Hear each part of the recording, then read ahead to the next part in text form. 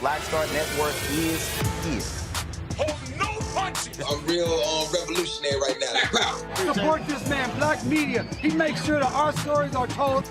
Thank you for being the voice of Black America, Roland. Stay black. I love y'all. All momentum we have now, we have to keep this going. The video looks phenomenal. See, there's a difference between Black Star Network and Black-owned media and something like CNN. You can't be Black-owned media and be scared. It's time to be smart. Bring your eyeballs home. You dig? Pull up a chair.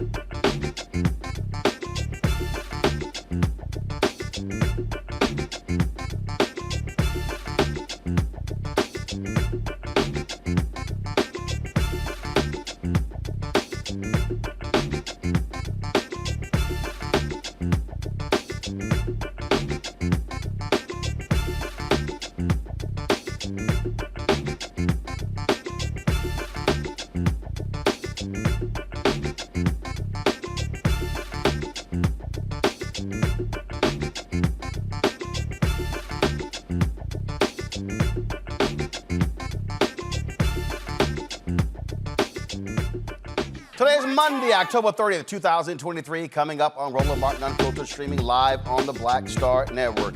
Israeli soldiers are carrying out targeted raids in Gaza. as the death toll is inching towards 10,000 since the invasion began.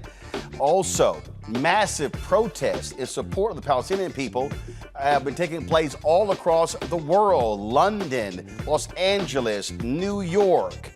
Counterterrorism expert Malcolm Nance will join us to talk about the role the United States is playing in this conflict and what will be the implications for President Joe Biden, especially with a lot of young voters. Indiana House Democrat Representative Carson calls New Jersey Congressman Josh Gottheimer a coward and a punk after they didn't see eye to eye over what's happening in Israel. The ADL, they're ticked off at Carson. Carson says, bring it on. Republican Virginia Governor Glenn Youngkin's administration admits the number of voters erroneously deleted from the state's rolls over probation violations is larger than they initially thought. Really?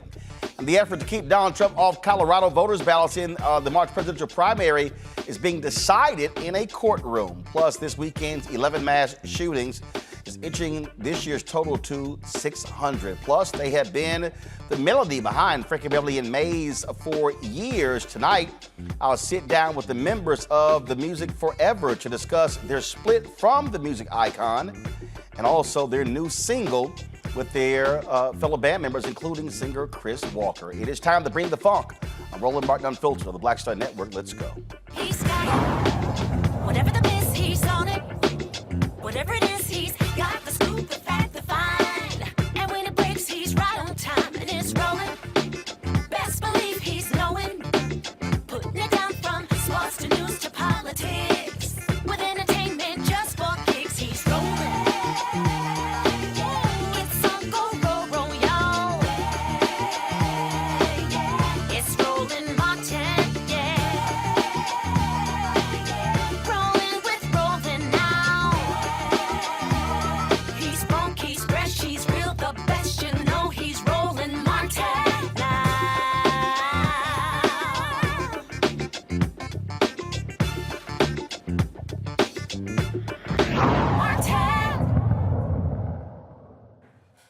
The Israeli-Gaza conflict is intensifying. Israel's Prime Minister Benjamin Netanyahu is not agreeing to a ceasefire and has vowed to move forward with its plans to wipe out Hamas since the militant group launched its surprise attack on Israel on October 7th. More than 8,000 people have been killed and tens of thousands are left homeless. The World Bank is predicting oil prices could reach uncharted waters if this conflict does not come to some resolution soon. Also, you have massive protests taking place all across the world for folks who are saying free Palestine. It's also having a significant impact on the poll numbers of President Joe Biden, as many young voters are angry with his support for Israel's response. Joining me now is counterterrorism expert, author Malcolm Nance. Malcolm, glad to have you on the show. So first, let's start here. It has been very interesting watching all of these responses. Folks were shocked by the Hamas attack. Obviously, Israel was going to respond. But now you have folks who are saying, wait a minute, you move forward with a ground assault. All of a sudden, now you're displacing millions of people, 2.2 million in Gaza alone, 50% children.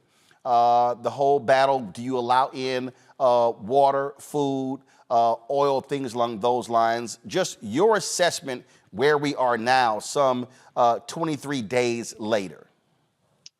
You know, I'm glad you've asked me that, because I really want to put into perspective what a lot of people are responding to is about 3 weeks old. In a circumstance, a historical circumstance that's well over a century in the development, that's 70 years since the founding of Israel, which has been occurring nonstop. There's been a circular crisis for decades at this point. However, let's go to the precipitating event before people say, okay, you're bombing Palestinian children. What happened on 7 October was unprecedented. I mean, unprecedented in the history of Israel. Yes, they had multiple Arab armies attack them, 1948. They attacked multiple Arab armies in 1956. In 1967, another Arab armies attack. 1973, a surprise attack by Egypt on 6th October 1973.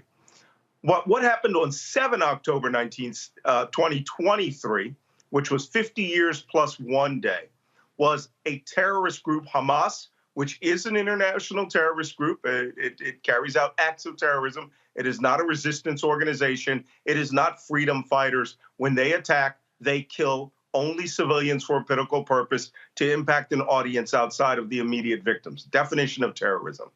They attacked Israel across the borders and went and hunted every man, woman, and child on the other side of that border.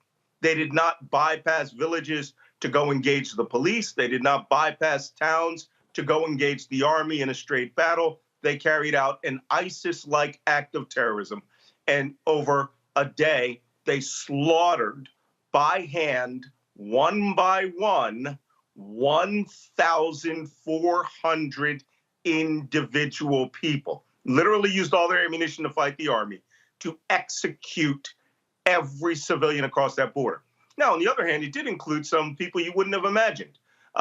Sub-Saharan African taxi drivers, Thai guest workers, nurses from the Philippines and India. They killed everyone. And the purpose of their operation was to launch and kill everyone. Then bring 200 or more hostages back to Gaza and hope that the Israelis would go insane, come across that border in a blitz, and they would have an apocalyptic battle in the middle of 2.2 million Palestinians and hope that they would gain the support of all the Arab world and terrorist groups around the world, and to show that Israel was now fighting in the middle. Israel right now is listening to U.S. advice. They are not running into this battle. I call it Pac-Man at molasses speed, which is what we would have advised them to do when we fought battles against ISIS and al-Qaeda terrorists in Iraq. You go slowly, you bite off sectors, you isolate the enemy, and you try to get the civilian population to displace. When we attacked Fallujah, 90% of the population of that city was gone, had moved, had seen the fighting was coming. Palestinians, the Hamas, aren't doing that. The Palestinian population is trapped with Hamas in the Gaza Strip, but the Israelis are going to have to carry out this operation against Hamas anyway, in order to eliminate them off the face of the earth, technically, and that's where we are. So this is from Human Rights Watch, Malcolm, and they put this out on August 28th, more than a month before. They talked about the number of Palestinian children who had been killed in the West Bank. They said last year, 2022, was the deadliest year for Palestinian children in the West Bank in more than 15 years. Well, I bring that up because as we examine this entire deal, you talk about the number of Israelis who were killed on October 7th, and we've also seen Palestinians killed. And so really where the struggle is now, I mean, I'm looking at these college campuses, I'm looking at what's happening in these cities, I'm looking at these massive marches as well, and the number of people who literally are saying highly critical of Israel's action as well is that killing begets more killing, begets more killing, and therefore there is really no end to this. President, go ahead. I hear this argument all the time. I mean, I worked this region for 40 years. My first 10 years were spent working the Hezbollah, Israel, Palestine, Lebanon, terror environment. In fact, trying to isolate the location so that we can carry out hostage rescues of over 100 foreigners that were being held by Hezbollah in Lebanon. I mean, if you want to go back on arguments that are historical in nature, go back to the Roman occupation of Judea in 6 BC. Or, I mean, this region, this part of the world has been involved in cycles of human conflict forever. The Israelis or the Jews have been there since 1250 BC. I mean, there's this historical argument people want to make. I am merely trying to put it into perspective on what went on October 7th. If that attack had occurred in the United States, and it wasn't artillery hitting a neighborhood and maybe killing 3 or 4 people, it was summary execution of every person they found in that part of Israel. Summary execution. Took them, zip-tied them, lined them, shot them in the head. Very big difference from people who are killed in war, because war has a completely different set of rules. If you violate it, you do it deliberately, that's called a war crime. Terrorism is when you hunt down the equivalent of 50,000 U.S. citizens and execute them 1 bullet at a time. So the precipitating event was designed by Hamas to do precisely what you see the Israelis are doing. They want this war. They want this battle with their fighters. They set up to be in the middle of civilians so civilians would die at the hands of the Israelis, because to them that's martyrdom. So how do you now deal with this? Some 300 go to my iPad, 300 to 500,000 people protesting in London over the weekend. Then of course you had thousands who were marching in Los Angeles, in New York.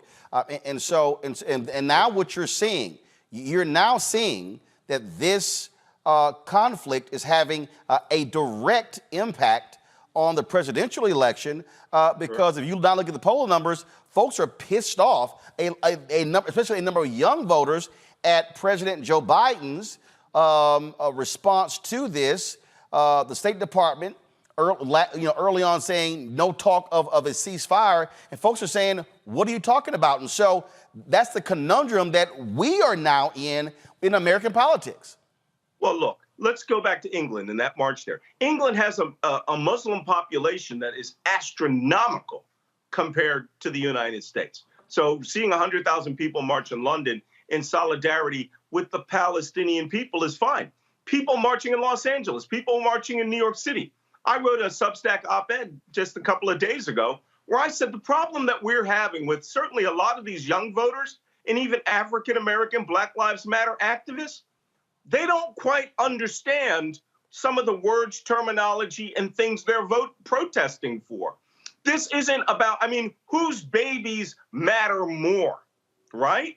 When Israel goes and bombs Hamas, they are not aiming at the Palestinian people. For people who have never been in war, for people who have never actually had to plan these strikes, who have to knock out 500 kilometers of underground tunnels, to you, it looks like indiscriminate bombing. I've had to plan these airstrikes. Bosnia, Libya, Lebanon, Iraq, Syria. We don't hit indiscriminately. The Israelis don't either, because 1, it serves no purpose. 2, it does not degrade the terrorist group. 3, it just creates hate and mayhem. So Malcolm, how do you then though explain to those very same people that the conditions under which the Palestinians are living, being unable to self-govern, unable to move?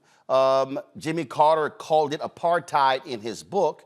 And so how do you still even deal with that? Because that's really where a lot of people are. There are people who are saying they don't want to see death on either side. They don't want to see Israelis being killed and Palestinians being killed. And then it all comes back to a 2-state solution.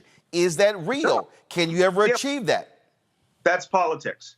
And look, you're never going to find anybody. I speak Palestinian dialect Arabic, Levantine dialect Arabic. I have been for the 2-state solution forever. I have been in that region of the world for decades. But some things you do have to understand. Most of the people that are angry right now couldn't spell Palestine 3 weeks ago. They weren't angry when Bashir al-Assad used chemical weapons and mass murdered 500,000 of their own people. There's a fight going on in Sudan right now. 5,000 people have been killed by 2 factions that have been fighting. Somalia, Libya, Lebanon. Lebanon. I went to the Civil War. They had been massacring each other to the tune of 125,000 people. ISIS literally tried to wipe out all of northern Iraq and Syria and took slaves doing it. What people are showing here is one of two things. One, this is something they could wrap their head around because there's a lot of cameras. Or, to be quite honest, there's a lot of inherent anti-Semitism in this. And maybe they think in solidarity with their Palestinian brothers and sisters who are angry that this position is the right one. But you know what? This is essentially like protesting for Al-Qaeda, all right, after 9/11. You have to determine your terminology. And I've seen a lot of these young kids on campus do this. You must exclude Hamas from your discussion. If you say you're for the Palestinian people, God bless them, I love them. Be for the Palestinian people. But then you have to condemn the terrorist group Hamas that is using 2.2 million people for human shields. Hamas is underground, 3, 4, 5, 100 meters underground, and they have left the Palestinian people on the top to take the bombing from the Israelis. That's part of their strategy. Dead baby strategy, we call it. Terrorist groups have used it forever. I don't want to see this fighting, but this isn't a question of whether you can have a ceasefire. When you mass murder every individual, everyone, 1,400, one by one, then take 200 hostages, you're going to get what you're getting. It happened to us. It happened with Al-Qaeda. It happened with ISIS. Hamas knew what they were doing, and they abandoned the Palestinian people above ground to take the Israeli shellings and killings. Even though the Israelis are trying not to kill them, artillery, bombs, rockets, and machine gun fire, if you do not displace out of the battle space, can hurt you and kill you. In many circumstances, Hamas won't let civilians leave. So, unfortunately, this is called war. And people are talking like the Palestinian people weren't beleaguered before 3 weeks ago. Well, but Malcolm, there are people who are activists who were talking. No, follow me here. There were people who were talking about the Palestinian people before 3 weeks ago. Hold on one second. I'm going to go to break. My panelists have some questions for you. We'll be right back right here on Roland Martin Unfiltered on the Black Star Network. Hatred on the streets, a horrific scene, a white nationalist rally that descended into deadly violence. White people are losing their damn minds. As an angry pro-Trump mob storms the U.S. Capitol, we've seen shooting. We're about to see the rise of what I call white minority resistance. We have seen white folks in this country who simply cannot tolerate black folks voting. I think what we're seeing is the inevitable result of violent denial. This is part of American history. Every time that people of color have made progress, whether real or symbolic, there has been what Carol Anderson at Emory University calls white rage as a backlash. This is the rise of the Proud Boys and the Boogaloo Boys. America, there's going to be more of this. Here's all the Proud Boys, guys. This country is getting increasingly racist in its behaviors and its attitudes because of the fear of white people. The fear that they're taking our jobs, they're taking our resources, they're taking our women. This is white fear.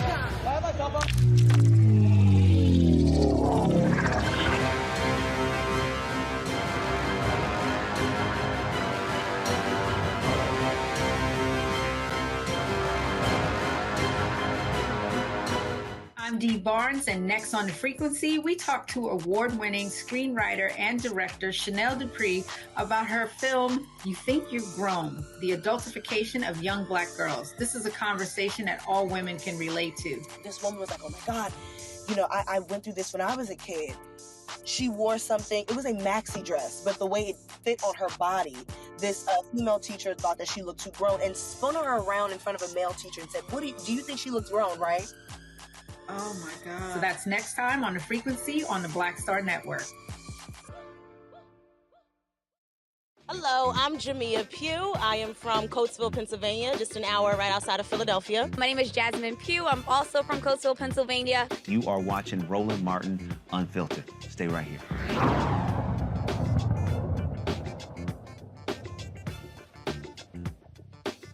Welcome back, folks. We're talking to counterterrorism expert and author Malcolm Nance. You see right here a number of his books you can actually check out right there. My panel, they have been waiting to ask you a few questions. I'll start first with Julian Malveaux. Dr. Julian Malveaux, economist, president emerita, Bennett College. Julian, go right ahead. Brother Malcolm, first of all, let me say how much I appreciate you and your work and your history and your legacy. At the same time, I have to ask you, because implicit in some of what you said has been basically an anti-Palestinian bias. Is it possible to be critical of Israel and still not be being accused of being anti-Semitic? This happens to many of us every day. We are critical of the relationship the United States has with Israel, with the unfettered dollars that we've given to Israel. Can we basically articulate those criticisms without being called anti-Semitic? Right. Well, first, I'm honored to be speaking to Dr. Julia Malveaux. You're, another one of my heroes. But let me answer your question quite plainly. I am a counterterrorism and intelligence expert. My job is simple. All right. We identify threats which meet the threshold of terrorism. We categorize those threats. We factor them in as to what culture, location, geography, all of those other things. And then we work back on the history. Hamas, by every definition, is a terrorist group. What they carried out on October 7th, without any question, was the summary execution, one by one, of 1,400 people. That is where I draw the line on everything, okay? Anti-Palestinian, I've worked with the Palestinians for decades. I love the Palestinian people. I think that what happens in Israel is quite unfair. I am not for the settlement of the West Bank. I'm a big follower of the two-state solution. I think that given the right circumstances, maybe even now at the end of this crisis, maybe the time for the Palestinian people to have true self-determination.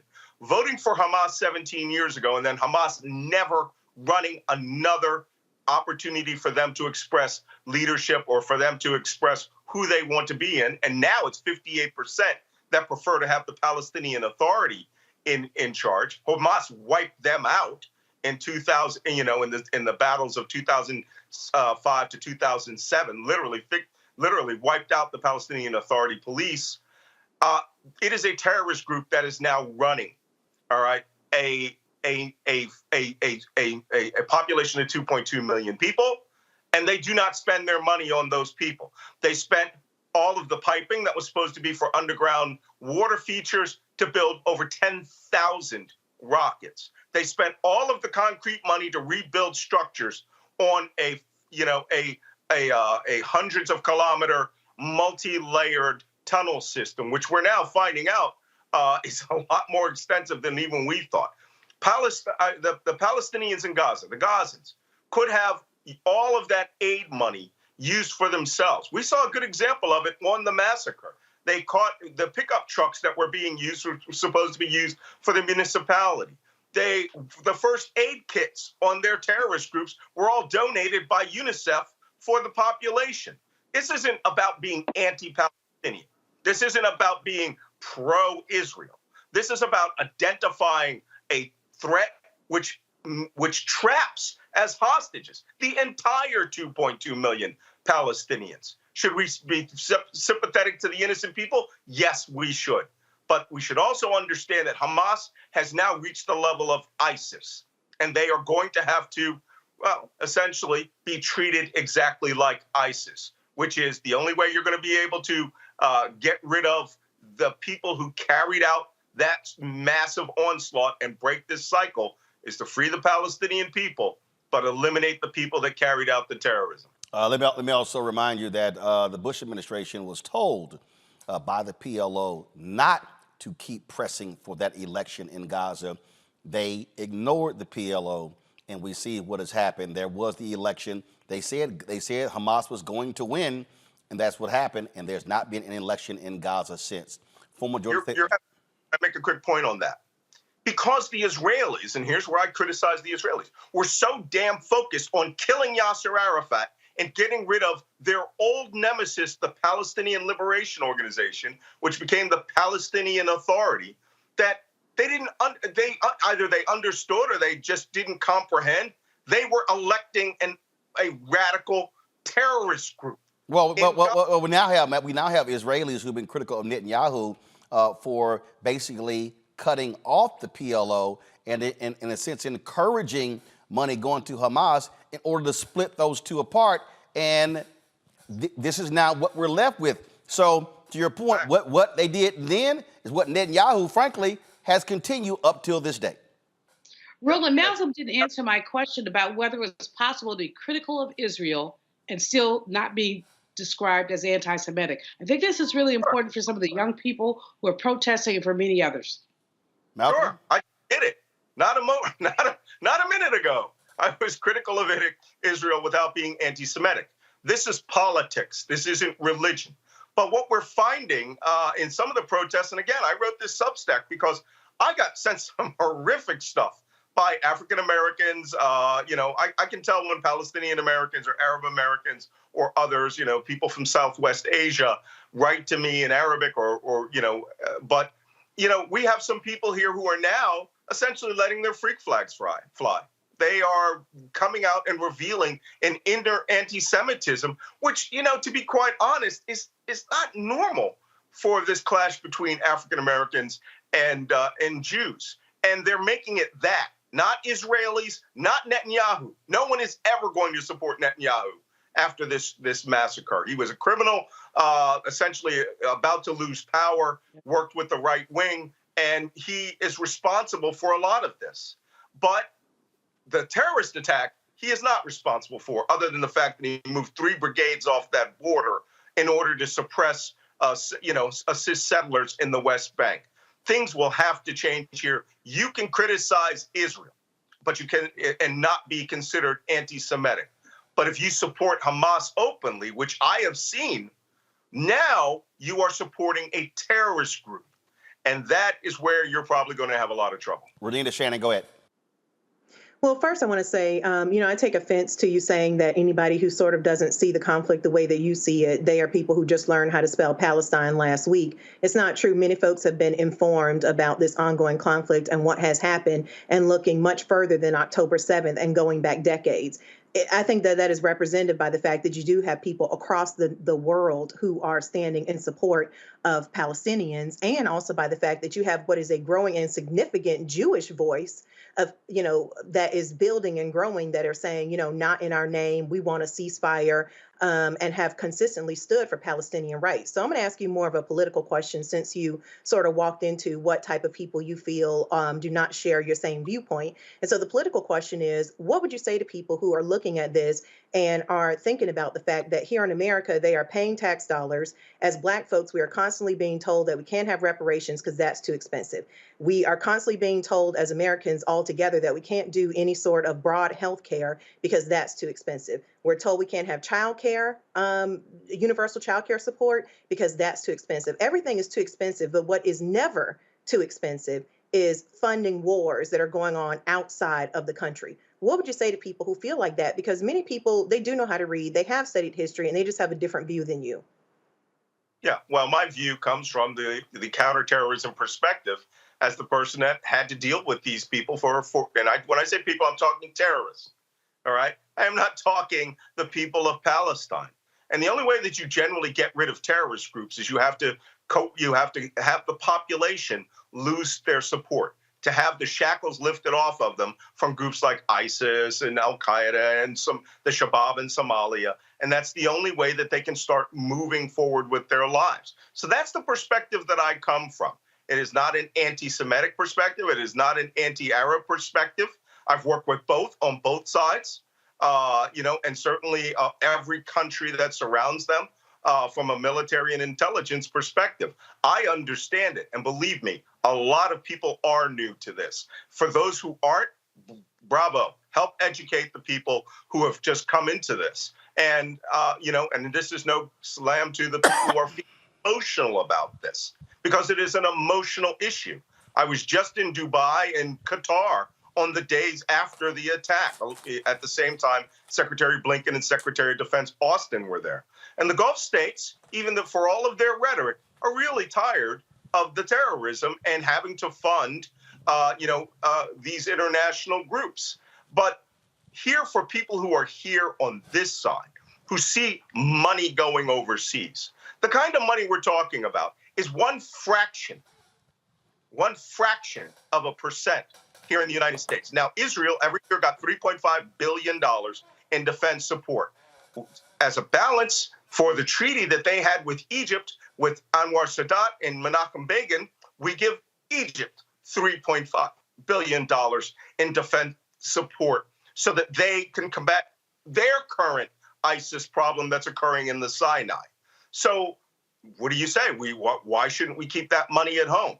We have more than enough money to walk and chew gum at the same time. Now, you're talking to a person who fought in Ukraine for a year with the International Legion. I hear this same argument about Ukraine, even though we're actually saving money by giving these archaic weapon systems that would have to be disposed of and paid for through breakers and people getting rid of ammunition the same way. You are not, as a person who is in, let's say, Detroit, going to receive 155 millimeter artillery shells that the United States already pre-positioned in Israel for a broader Middle East war. We are giving them those stocks. We are not giving the Israeli government money to expand their economy. We are not giving the Israeli government money to buy new villas. We are giving them war stocks that the United States paid for decades ago, which we store in Israel in order for them to start to carry out the operation that they may need. Not to mention, it's not just Hamas. Israel is preparing because they may have a multi-front war with terrorists in Lebanon, Hezbollah, a group that I worked against for decades, all right, that are backed directly by Iran, Shia Muslim militias that operate out of Syria that attack across the Golan Heights. You may have a three-front war, and not to mention Iran by extension, which had its subordinates in Yemen fire missiles towards Israel. This can get a lot worse. And if you want to talk about American money going somewhere, just imagine this becoming a regional war between Iran, Syria, parts of Lebanon, Hezbollah in Lebanon, and then the offensive that they're doing against Hamas. It's better that this not get out of control and that the United States support it with the resources which are already there. Omokongo Dominga, professorial lecturer, School of International Service, American University. Yes, Mr. Nance, I have a great deal of respect for your work and really have just an appreciation of not just your service, but your family's history of service. I think, being on a campus, I see much of the difference between those who may, support Hamas, but much of what I'm seeing, and even in colleges I'm speaking at across the country, they are people who are able to differentiate between a terrorist organization and the people on the ground. My question for you is, I'm of the philosophy that you can't bomb an idea away. I'm of the philosophy that for every one innocent killed, you can create 10 more terrorists.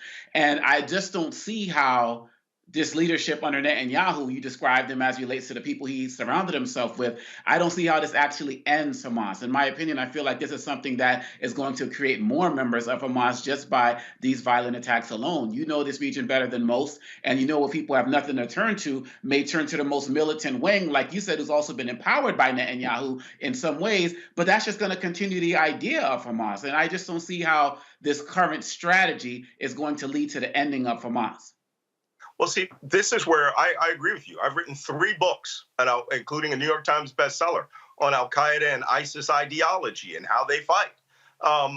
You cannot shoot an idea out of if you put a bullet through the brain of a person.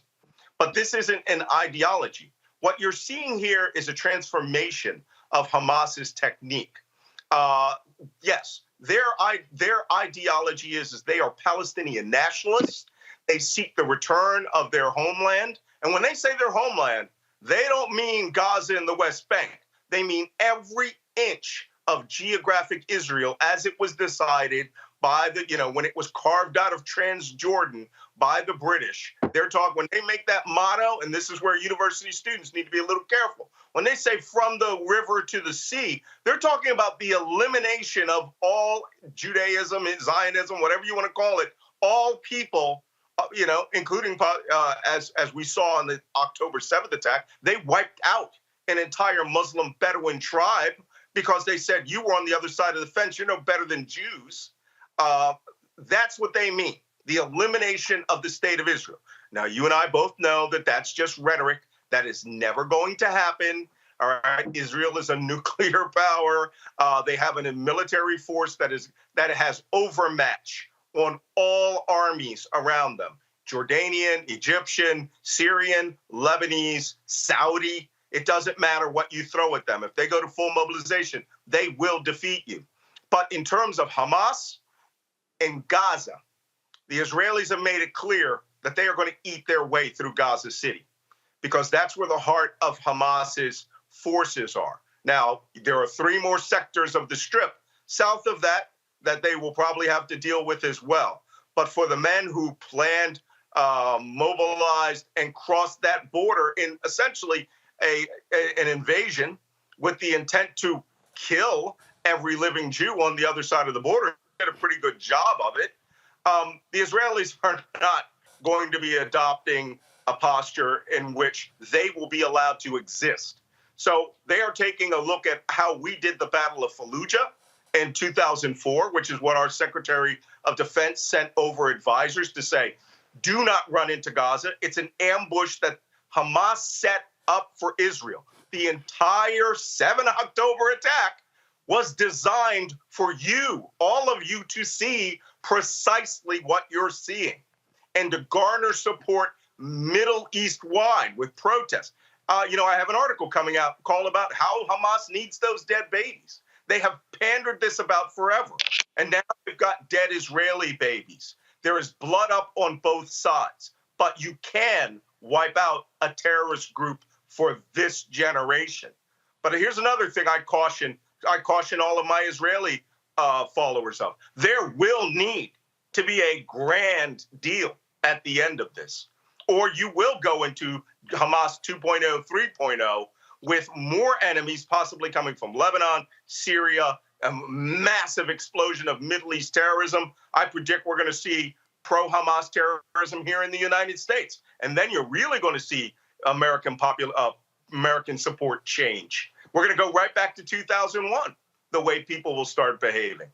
So something will have to change. The status quo of Netanyahu and now his unity government, he's not the only person making decisions, is going to have to start thinking about in the 2-state solution seriously. And I've had Israelis all week tell me to my face that will never happen now that these bodies have been stacked up in Israel. Well, it will have to happen because it's the only way to break this cycle, to empower the Palestinians themselves and to rid Gaza of Hamas. But mark my words, we did it to ISIS. You're going to see in northern Gaza City, Hamas as a military force will cease to exist. Malcolm Nance, we appreciate it. Thank you. And it's going to definitely be one thing to watch because there is carnage happening all there. Israelis and Palestinians dying left and right. And that's what's most unfortunate. Death is death. You don't come back from that. We appreciate it. Thanks a lot. Pleasure.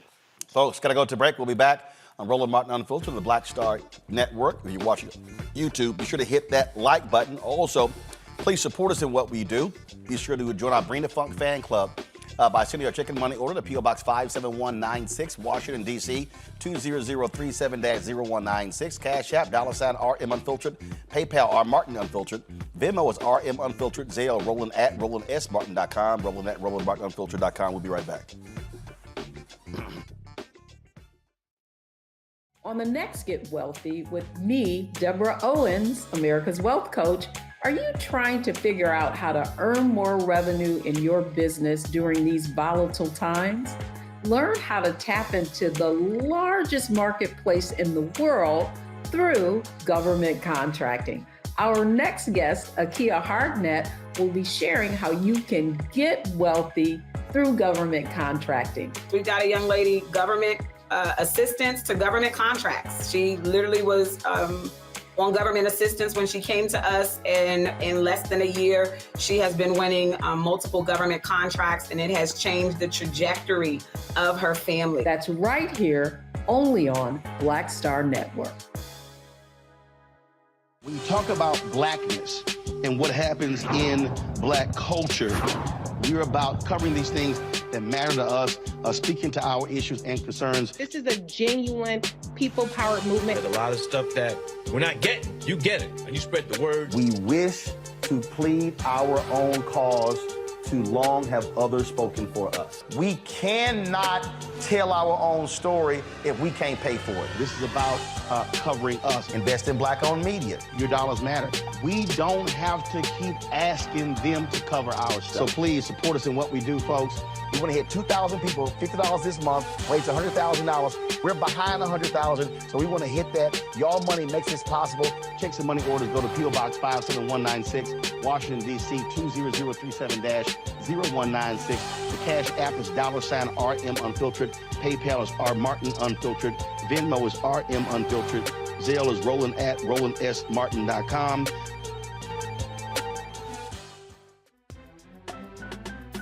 I'm Faraji Muhammad, live from LA. And this is The Culture. The Culture is a two-way conversation. You and me. We talk about the stories, politics, the good, the bad, and the downright ugly. So join our community every day at 3 p.m. Eastern and let your voice be heard. Hey, we're all in this together. So let's talk about it and see what kind of trouble we can get into. It's The Culture, weekdays at 3, only on the Black Star Network. Hi, I'm Dr. Jackie Hood Martin, and I have a question for you. Ever feel as if your life is teetering and the weight and pressure of the world is consistently on your shoulders? Well, let me tell you, living a balanced life isn't easy. Join me each Tuesday on Black Star Network for A Balanced Life with Dr. Jackie. We'll laugh together, cry together, pull ourselves together, and cheer each other on. So join me for new shows each Tuesday on Black Star Network, A Balanced Life with Dr. Jackie.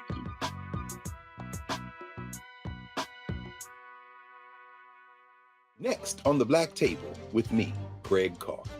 Immigrants lured off Texas streets and shipped to places like Martha's Vineyard and Washington, D.C. Believe it or not, we've seen it all before. You people in the North, you're so sympathetic to Black people, you take them. 60 years ago, they called it the reverse freedom rides. Back then, Southern governors shipped Black people north with the false promise of jobs and a better life. It's a part of a well-known playbook being brought back to life. So what's next? That's next on the Black Table, a conversation with Dr. Gerald Horne about this issue of the reverse freedom rides, right here on the Black Star Network. I am Tommy Davidson. I play Oscar on Proud Family, Louder and Prouder. Right now, I'm rolling with Roland Martin, unfiltered, uncut, unplugged, and undamn believable. You hear me?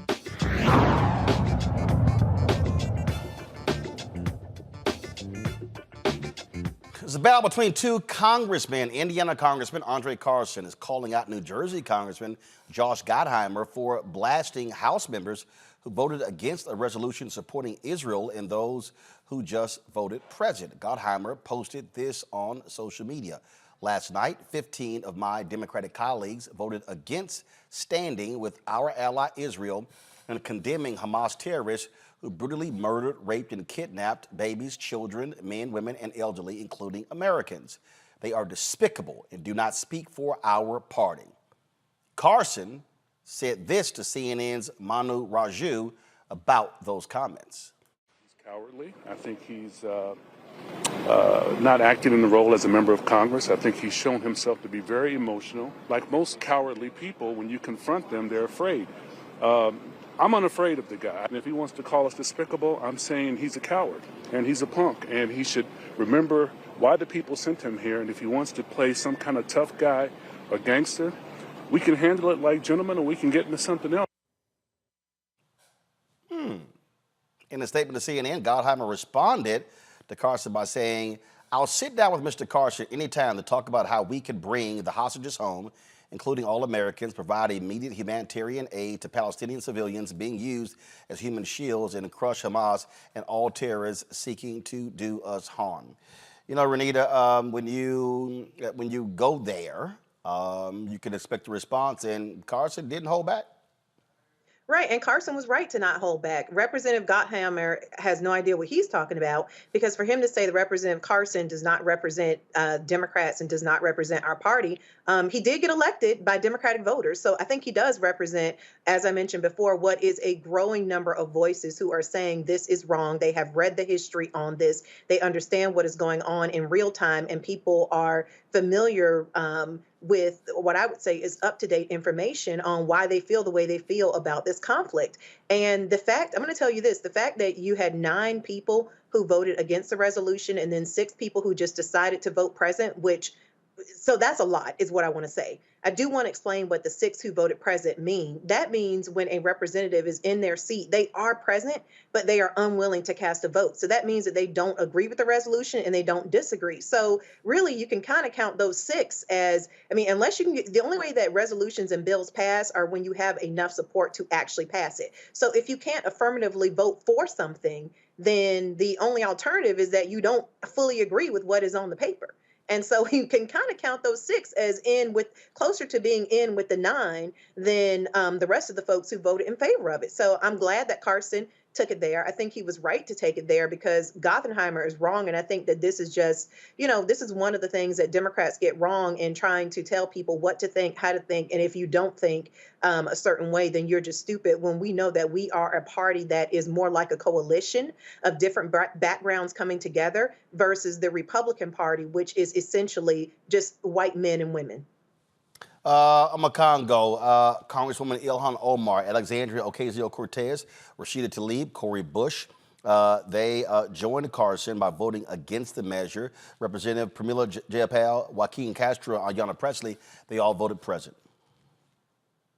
Look, this also goes back to what the United States did in the United Nations as relates to the resolutions that were attempted to be passed there. When you look at the actual language of the resolution, which I've read over, you can completely understand why this group would be against the language of it. I've seen Representative Rashida Tlaib condemn what Hamas did, just like she's also condemned, some of the actions of Israel as well. And so when you look at the resolution, everything looks at Israel as being the only group that is, assaulted and that has, needs to be supported. And that's part of the problem of the resolution. Look, we have to get past this point where you're not allowed to have dissent or differing opinion. If we're trying to bring peace to a situation, we have to be mindful of taking in all sides. One of the reasons why so many people at countries in the United Nations were upset with the United States' first proposal was because they used that language of Israel has the right to defend itself. That's how they started the document, which is basically like the equivalent of I feared for my life, but these officers in Black Lives Matter. People feel like they can do anything once you use certain terminology. And so I believe that if people are going to be true leaders in the House, they need to come together. Remember that this country was founded on dissent and has the right, people should have the right to dissent today. And so really when it comes down to it, people should be able to speak their mind, and we should, and lastly, let's be mindful of the fact that there are over hundreds of Palestinian American people who are trapped in Palestine right now. There's no conversation about what's happening with them. Our people, we need a joint resolution that also condemns a lot of the Islamophobia that's going on as well. And so this is not the time for people to try to say it's you're either with us or against us. That's not how it's going to work. And Roland, we talked about this a little bit last week. My last point is that Biden really needs to get a fix on this because he can't afford to lose any votes going into 2024. And a lot of disaffected youth people, and youth voters in particular, but not only youth, are looking for reasons to not show up. And Arab Americans are losing faith in Biden. And I believe that the Biden administration has done much to help Israel not be more aggressive in its response behind the scenes. But a lot of the language right now is making people say, man, you just as bad as Netanyahu, and we're not going to mess with it. He has to remember that his base is here, and he has to be a little bit more careful with how he nuances this as well. Julian, that is an important issue because the poll numbers don't lie, and there is a lot of dissension, a lot of anger. And look, he may have had 7 million or whatever votes in 2020, but it was extremely close in Wisconsin, won by 20,000 votes, 12,000 votes in Arizona. You look at the close results in Pennsylvania, in Michigan, and in Georgia. And Michigan is a place where there are a lot of Arab Americans and they vote. And so you're talking about an international conflict. You're talking about political. He has to bridge a lot of different things right here. But you have to factor in what is the role this could play 53 weeks from now. Roland, the challenge here is that Americans do not read history. if you read history, you would understand Palestinian anger. You would understand what Hamas was trying to do. Now, none of us, nobody on the show, no human being says what Hamas did was right. As Malcolm laid it out, 1,400 people, door to door to door to door. But what he did not lay out was the fact that between 2008 and 2023, more than 6,400 Palestinian people were exterminated by Israeli activity. What he did not lay out, he got halfway to it, but did not, is the deleterious effect that Netanyahu has had on any kind of peaceful activity. And so Andre Carson was right to take Gottheimer on. Gottheimer is indeed a coward, and I don't like to use the word punk. Well, no, actually I do. But anyway, he was out of order, out of line, out of control. There were colleagues, his colleagues, who he says he'll have a conversation under his conditions. No, he does not get to set the conditions for conversation about legislative action. That is a collaborative process, as Renita has laid out. So what we have here is a situation where the president, who we support, I support, but he has tilted too far to the Palestinian side. And the media, frankly, has done so with the Israeli side. I saw a piece this morning, I think on CNN, where they interviewed this Israeli guy who lost his whole family. Of course, we're all sympathetic. But where's the Palestinian brother or sister who lost his or her whole family? This is what we kind of have to deal with. And so this skirmish between these two congressional members is not the end of the world.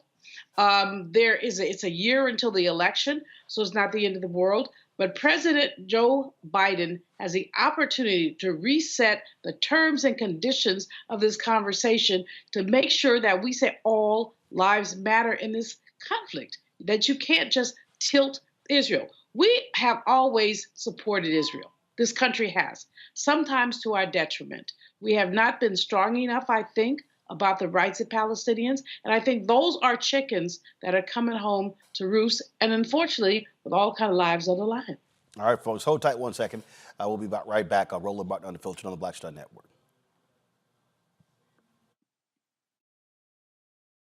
Get wealthy with me, Deborah Owens, America's Wealth Coach. Are you trying to figure out how to earn more revenue in your business during these volatile times? Learn how to tap into the largest marketplace in the world through government contracting. Our next guest, Akia Hardnett, will be sharing how you can get wealthy through government contracting. We've got a young lady, government assistance to government contracts. She literally was on government assistance when she came to us, and in less than a year, she has been winning multiple government contracts, and it has changed the trajectory of her family. That's right here, only on Black Star Network. I'm Faraji Muhammad, live from LA. And this is The Culture. The Culture is a two-way conversation. You and me. We talk about the stories, politics, the good, the bad, and the downright ugly. So join our community every day at 3 p.m. Eastern and let your voice be heard. Hey, we're all in this together. So let's talk about it and see what kind of trouble we can get into. It's The Culture, weekdays at 3, only on the Black Star Network. I'm Dee Barnes, and next on The Frequency, we talk to award-winning screenwriter and director Chanel Dupree about her film, You Think You're Grown, the adultification of young Black girls. This is a conversation that all women can relate to. This woman was like, oh my God, I went through this when I was a kid. She wore something, it was a maxi dress, but the way it fit on her body, this female teacher thought that she looked too grown and spun her around in front of a male teacher and said, do you think she looks grown, right? Oh my God. So that's next time on The Frequency on the Black Star Network. Hi, I'm Jo Marie Payton, voice of Sugar Mama on Disney's Louder and Prouder Disney Plus, and I'm with Roland Martin on Unfiltered.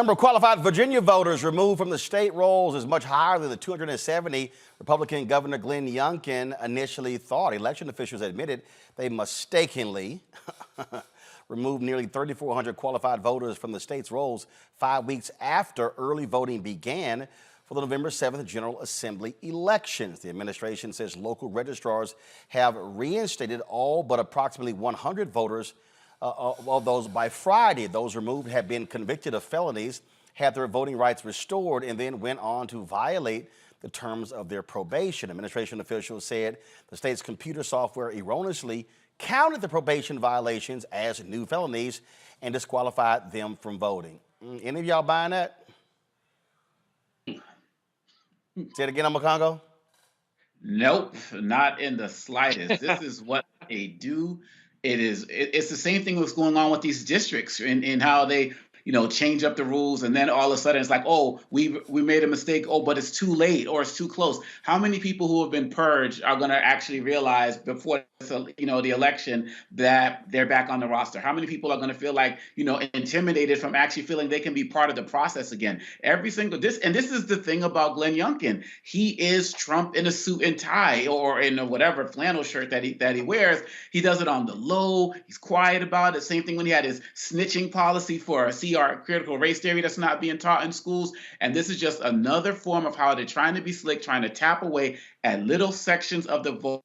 And we need to call it out. And I'm hoping that more organizations and press networks will call it out. But Roland, I'm not optimistic about that, but I'm glad about the attention you've been putting on this over the last few weeks and even before that. We see what's going on here, Julian. It's amazing how it's always a mistake when Republicans just remove folks from voting rolls. Well, Glenn Youngkin came in talking about restricting basically Black participation. And now we see what he has done, not he with his own hands on it, but he. The fact is that these voters have a legal recourse, and I hope they're calling Barbara Arnwine and other, because the election is next week. What does that mean to them? That's what I'm focused on. How close will these elections be? What does it mean to them that the governor and the structure has basically said, y'all don't have no rights. Y'all don't have no rights. Again, we're going back to post-Reconstruction America, post-Reconstruction Virginia. It's reprehensible. But Roland, as you know, because you've been down there doing town halls and really raising awareness, and we are grateful to you for that. But as you know, as I know, as our panel knows, this ain't new game. This is not a new game. This is what has been happening in these United States between 1865 and 1876. Let's keep these people off the polls by whatever means necessary. You know a little bit about this, Renita, in Georgia. Actually, I know a lot about it, and I'm with Dr. Malveaux on this. This, those of us who have been paying attention for decades, to what has been happening, this is not the first time that you have seen a southern state come up and say, hey, we mistakenly removed too many people from the rolls based off of prior convictions or based off of us thinking that they were on probation. For whatever reason, the list was inaccurate. This happened about a decade ago in Georgia, and we've seen it happen in other states. And so I think the thing that we really need to get stronger about pushing back on is when these states are using federal laws to say, hey, we have to do something to maintain the rolls. Yes, that is true. But the mechanisms by which Secretary of States across the country maintain voter rolls do not have to include things like using completely inaccurate sheets. And then when you understand that your list is wrong, not up to date and inaccurate, after an election has happened, you say, oh my gosh, what a mistake, because this is a mistake that continues to happen. A mistake that continues to happen over and over and over again. Absolutely. All right. Hold tight 1 second. We come back Friday on Real Time with Bill Maher. Bill talked about his support of Minnesota Congressman Dean Phillips, who's running for president against Joe Biden in the Democratic primary. And he mainly said it's because he's 54. We come back. I'm going to explain to y'all how that is stuck on stupid. You don't want to miss what I got to say when we come back. Also, folks, for years they played with Frankie Beverly Mays all across the world, but now they have formed their own group. New single is out. What happened with that longtime partnership. We'll talk to TMF in this next hour as well. You're watching Roland Martin Unfiltered right here on the Black Star Network.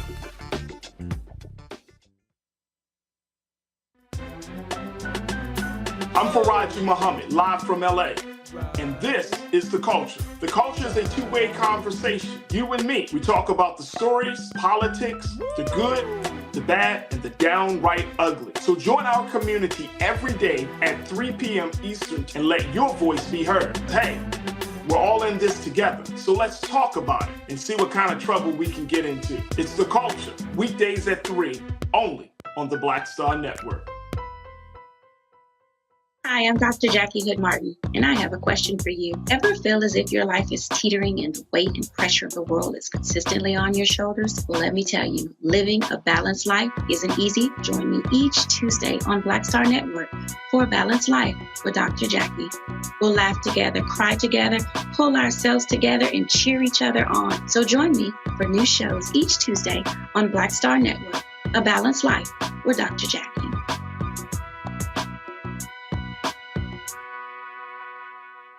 When you talk about blackness and what happens in black culture, we're about covering these things that matter to us, speaking to our issues and concerns. This is a genuine people-powered movement. There's a lot of stuff that we're not getting. You get it, and you spread the word. We wish to plead our own cause. Too long have others spoken for us. We cannot tell our own story if we can't pay for it. This is about covering us. Invest in black-owned media. Your dollars matter. We don't have to keep asking them to cover our stuff. So please support us in what we do, folks. We want to hit 2,000 people, $50 this month, raise $100,000. We're behind 100,000, so we want to hit that. Your money makes this possible. Checks and money orders go to P.O. Box 57196, Washington, D.C. 20037-0196. The Cash App is $RM Unfiltered. PayPal is R Martin Unfiltered. Venmo is RM Unfiltered. Zelle is Roland at RolandSMartin.com. Hey, what's up? It's Sammy Roman. Hey, it's John Murray, the executive producer of the new Sherry Shepherd Talk Show. It's me, Sherry Shepherd, and you know what you're watching, Roland Martin Unfiltered.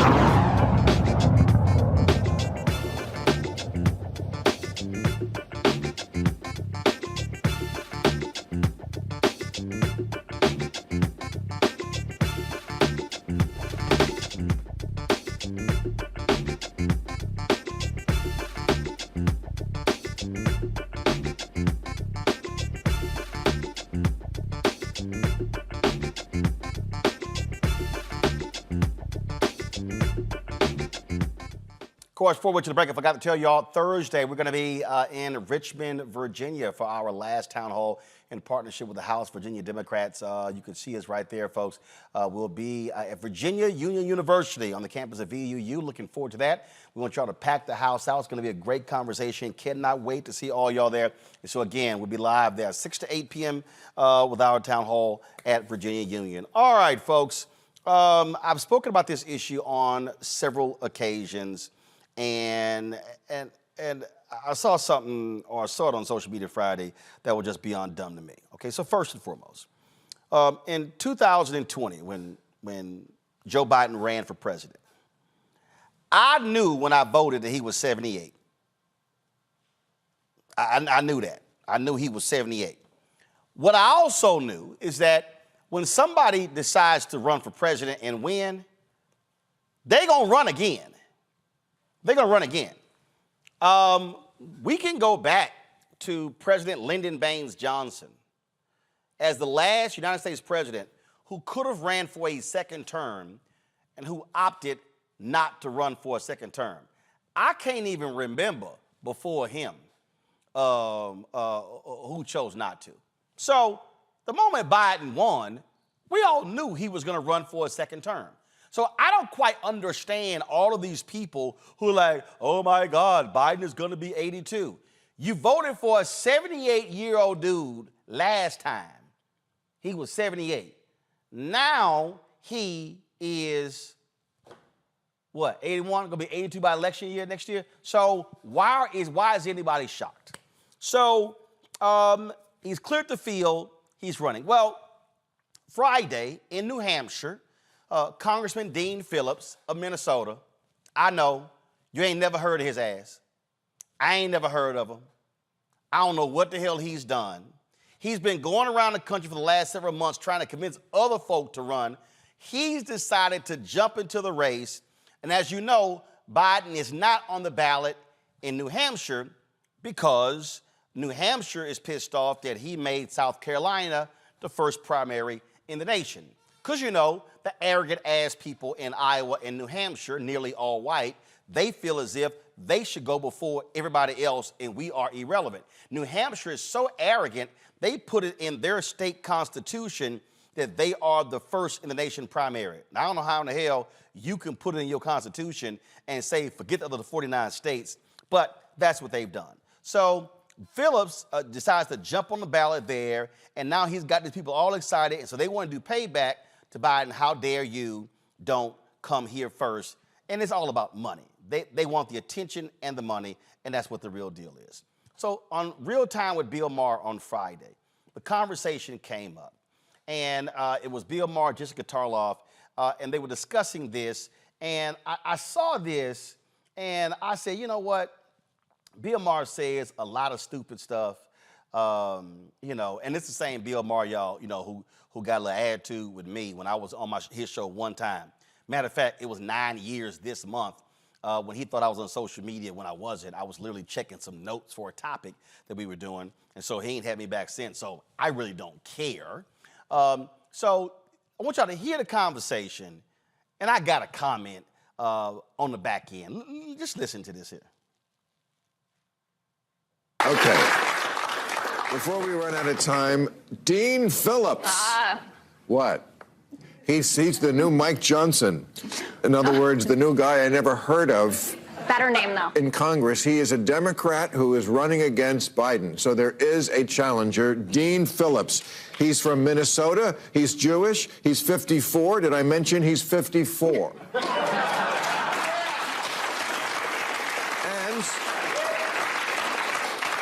He loves Biden. He says exactly what I say. Did a great job, but don't do it again. That's right. Family, self-made millionaire from the families in the organic vodka business.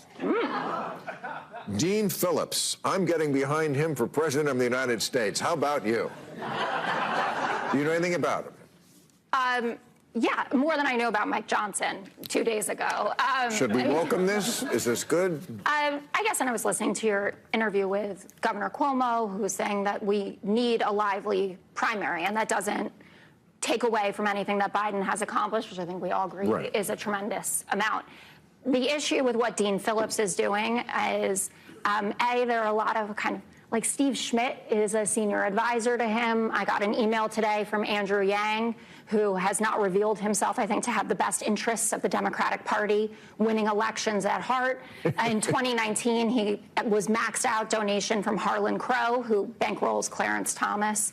You know, there are things about him that I don't like. I appreciate the enthusiasm, and these are issues we should be talking about, but every vote in 2024 is going to count. And if we're losing, you know, the TikTok Hamas vote. I love him. And I love Dean you Phillips. Don't love it. Because nobody knows who the fuck he is, and that's good. Now, you know what I know about him? He's 54, and he's got a D next to his name. He's already got half the votes, and he doesn't have any of the baggage of the other guys. Okay, we got to go to new rules. Thank you very much. All right, I've got a new rule. How about stupid shit not said on national television just because you're probably high? So let's just unpack what he just said there. He said, first of all, I'll admit that Biden has done a great job. I don't want him to run again. Okay. Can you show me a corporation in America where somebody says, hey, the CEO's done a hell of a job the last 4 years, let's replace him? How about somebody saying, you know what? We've had a great university president for the last 4 years. How about we get rid of them? If you're some HBCUs like Fisk, you probably would do that on a regular basis, but I digress. So what's dumb to me is to listen to this logic. Then Bill Maher, who had to absolutely be high when he said this. And he says, what I like is that nobody knows him and he's 54. Okay. Can any of y'all, if you watching on the app, on YouTube, on Plex TV, Amazon Freevee, if you're watching on Amazon Prime Video, or if you're watching on Amazon News, can any of y'all tell me what the hell has Dean Phillips done? I'll wait. You know what? I don't think I actually have that much time. He's literally done nothing. So, what Bill Maher is excited about is he's 54. Okay. Again, here's why that is idiotic. We have all these people who are walking around who are going, oh my goodness, I can't stand it. Biden is too old. So let's get somebody young. Okay, so we're saying let's get somebody young who can show vigor, who can give great speeches. We can see them running up and down the beach. We can see them playing basketball or doing things like that. But forget the fact that they could be just totally incompetent at legislation or at governing. No, let's actually get them in because they're young. We literally had an idiot, the orange man, who was there for 4 years, who's only about 4 years younger than Biden, who tried to destroy the country, but guess what? He's younger. If you actually stack up legislative accomplishments of President Joe Biden in his first term and President Barack Obama in his first term, it's a good bet Biden probably will inch him out. Uh-oh, I know some black people just lost their mind right now because criticizing Obama is like cussing out Jesus and MLK at the same time. But facts are facts. When you look at what has actually been done, you cannot argue with what has been accomplished. And it's not like he actually had a perfect situation in the House and the Senate because they barely had the majority in the Senate. So all these people who are running around complaining about age, let me explain something to y'all. I get youth, and I appreciate youth. But it's a lot of shit young people don't know what the hell they doing. And just because they're young, that means nothing to me. And again, I get youth. But with youth, I need for you to have some experience. That's like somebody saying, hey, this young saxophone player is bad. Can his ass play? Can he actually change at the drop of a hat? If all of a sudden, if things change, can they handle the pressure? No, they can't. Give me the experienced person. I'm sorry. And here's the whole deal. For all y'all people who are sitting out here, and my panel, y'all can help me if I don't name all of them. For all the people who are complaining about Biden too old, let's see. Who ran last time? Senator Kamala Harris, Senator Cory Booker, Senator Amy Klobuchar, Andrew Yang, Mike Bloomberg, Senator Elizabeth Warren. Who am I forgetting? It's a bunch of other people who actually ran. All of those people were younger than Joe Biden. So please explain to me, how in the hell did he win and he was the oldest dude on the stage?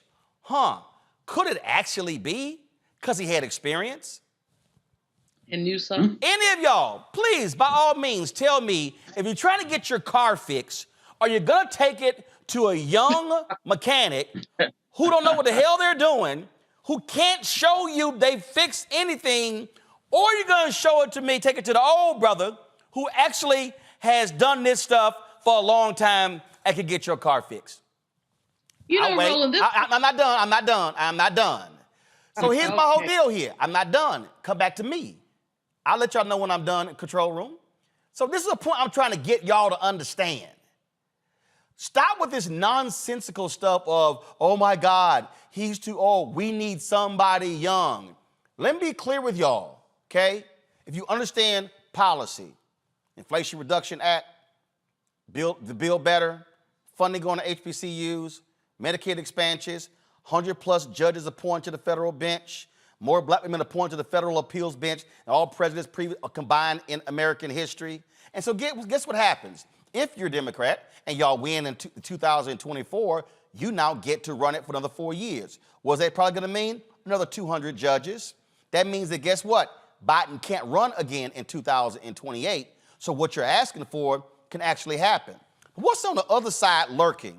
Oh, the domestic terrorist-loving Donald Trump, a crazy, demented Republican Party who just picked a dude nobody knows out of Louisiana, who adopted a black boy who was 14 years old when he was only 25, but he ain't never really adopted him. Sound like the political blind side. Let's talk about a party that wants to implement Project 2025. It's absolutely going to attack black folks at every single turn. But a bunch of y'all are stuck on Biden's age. And again, I get it. Oh, I don't like, he not moving too fast. I need somebody who can do better. Can we show y'all some younger presidents who absolutely screwed up royally? We ain't gonna talk about Bill Clinton. Okay, Bill Clinton was a hell of a lot younger. Guess what? Bill Clinton made some serious mistakes as well.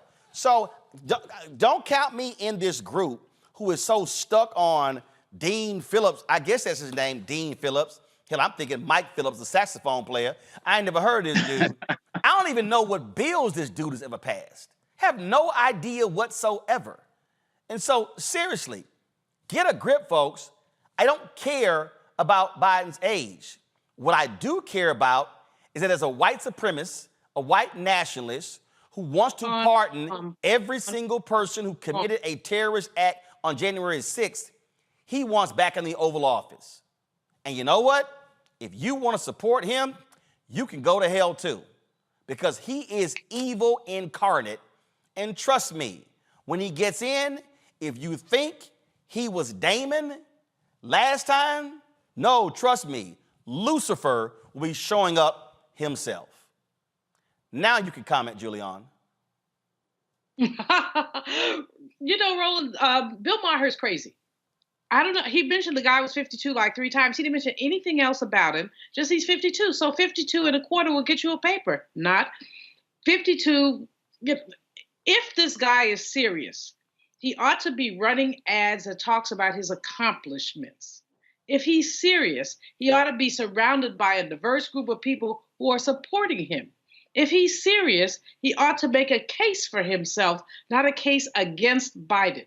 So the fact that he's 52 just means that he's had 52 runs around the sun. It doesn't mean anything else. There are I don't know how many million 52-year-olds who are in the same situation as he. I'm just cracking up. But thanks for lifting this up and for dealing with Bill Maher, who has started out progressive, has become increasingly demented, I think, in terms of some of his positions and his ire against President Biden. You're right.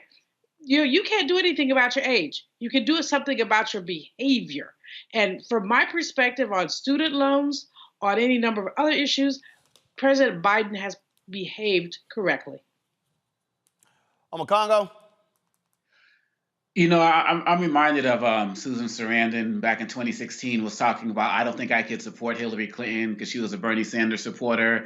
And, basically talking about, well, if Trump gets elected, it'll kind of, bring the revolution in faster. These Sarandon types, Maher types, they're not fully threatened they don't feel threatened by what could happen, from another Trump presidency. And so they have, so Maher has no problem speaking out because whatever he feels like whoever comes in, he's going to be all right.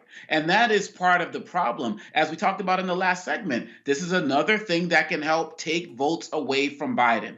People won't vote for Trump, but they'll just stay home or maybe go for this Phillips guy in some way, shape, or form. And we keep going down to the least experienced people trying to rise to these positions of power. You used to actually have to have experience before you became Speaker of the House, but now it's like, let's just get anybody in there. Oh, this guy is 54, Phillips, let's just get anybody in there. And so I'm hoping that more Democrats will speak up now, not wait 6 months, 7 months, and to do exactly what you're doing right now, Roland, and say that we are coming behind Biden right now before anybody else tries to get funny with this business and start to work internally as well as externally to start to shut this down. Because between that and you got Kennedy as the independent and all of these, and Cornel West out there, doing all of these things. Vote here, vote there. You got Youngkin with the prisoners and what he's doing there, DeSantis and the like. And Biden can be poised to lose a lot of votes he could actually need to become president. And so this Phillips stuff, it needs to be shut down. Now is not the time. And I don't know if he's trying to prepare himself to get some exposure for 2028, but whatever it is, he's got to dead that. The thing here, Renita, is, again, I hear a lot of Bernie Sanders people talking. He's 82 as well. Hello. Renita, go ahead.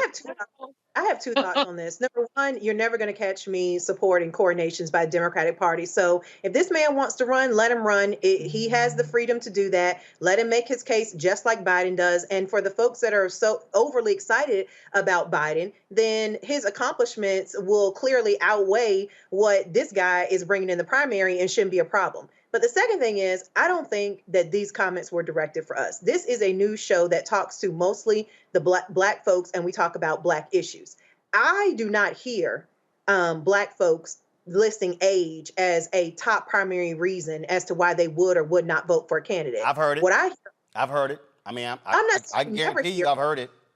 I'm not saying that you never hear, but what I'm saying is that's not the make or break. I don't know any black person saying, even if a candidate did every single thing that I wanted, I would not vote for them because they were a certain age. I don't hear that. I hear black folks having issues with policy and issues with what they feel like was not done and unforced errors. I do not know any black people who have said age of the candidate is the top number one litmus test of how I'm going to use my vote. So I just think at the end of the day, this comment that came out from Bill Maher was not directed at our community. I kind of agree with what Oma Congo is saying, which is when you are not the community feeling the majority of the pain, then I think you do kind of look for superficial things to base your vote on, because it doesn't really matter who gets elected because you're going to be okay. I don't think it was directed for us. Well, I can tell you right now, I've heard this. I've traveled this country. I've been to a whole bunch of cities. I've actually heard that. I've seen it talked about even on our chat boards, things along those lines. All I'm simply saying is this here. Just because you want a younger candidate, the question is, can they do the job? I just look at who can do the job. Because you know what? It's a whole bunch of people out here who are talking about he's too old. Let me help y'all out. Auntie Maxine, she 85. Is she doing the job? Mm-hmm. So it ain't always about age. Again, I just told y'all, Bernie Sanders 82. Roland, one more thing. If you look at it, what I do think is also interesting, again, I don't think age should be anything that anybody should really be considering. But when you look at it, people never bring this up about Trump, who is essentially the same age. You do not hear anything about Trump's age. So I do think that, again, like I said, I think that this is you don't hear it because, let's be clear, mainstream white media wants Donald Trump back in the White House because they want the chaos every single day because they made a lot of money when he was president. Period. Roland. I got to go to a break, but that's literally what the former president of CBS said. He said, listen, Trump, he said, may not be good for America, but he's great for CBS. That's what the media wants because, frankly, they think Biden is boring because they like the chaos. But you know what? Those fools can yell all they want to. Last thing I want to see is that orange fool back in there. The only thing I want to see Donald Trump in is an orange jumpsuit. Folks, I got to go to a break. First of all, Makongo, Renita, Julian, thanks for being on today's panel. We come back. I'm sitting down talking with TMF about their new single. And also, these are the folks who, for a long time, with Frankie Beverly and Mays. Now they're not. What happened? Let's break it down. We'll talk about it when we come back. Roland Martin Unfiltered right here in the Black Star Network. Support us in what we do. We want y'all, of course, join our Brina Funk fan club. Your dollars make it possible for us to do what we do. We're fighting a good fight when it comes to these advertising, folks. But we'll, of course, need your support. Send checking money orders to P.O. Box 57196, Washington, D.C., 20037-0196. Cash App is $RM Unfiltered. PayPal are Martin Unfiltered. Venmo is RM Unfiltered. Zelle, Roland at RolandSMartin.com. Roland at RolandMartinUnfiltered.com. Don't forget, you can also download our app, the Black Star Network app. Apple phone, Android phone, Apple TV, Android TV, Roku, Amazon Fire TV, Xbox One, Samsung Smart TV. Don't forget to get a copy of my book, White Fear, of the Browning of Americans Making White Folks Lose Their Minds. Available bookstores nationwide, Ben Bella Books, Indie Books, of course, Amazon, Barnes & Noble. You can also download the audio version on Audible. Also, you can watch our 24-hour, 7-day-a-week streaming channel on various platforms, Plex TV, Amazon News, Amazon Freevee, as well as Amazon Prime Video. You can also tell Alexa, play news on the Black Star Network. We'll be right back. Hatred on the streets, a horrific scene, a white nationalist rally that descended into deadly violence. White people are losing their damn minds.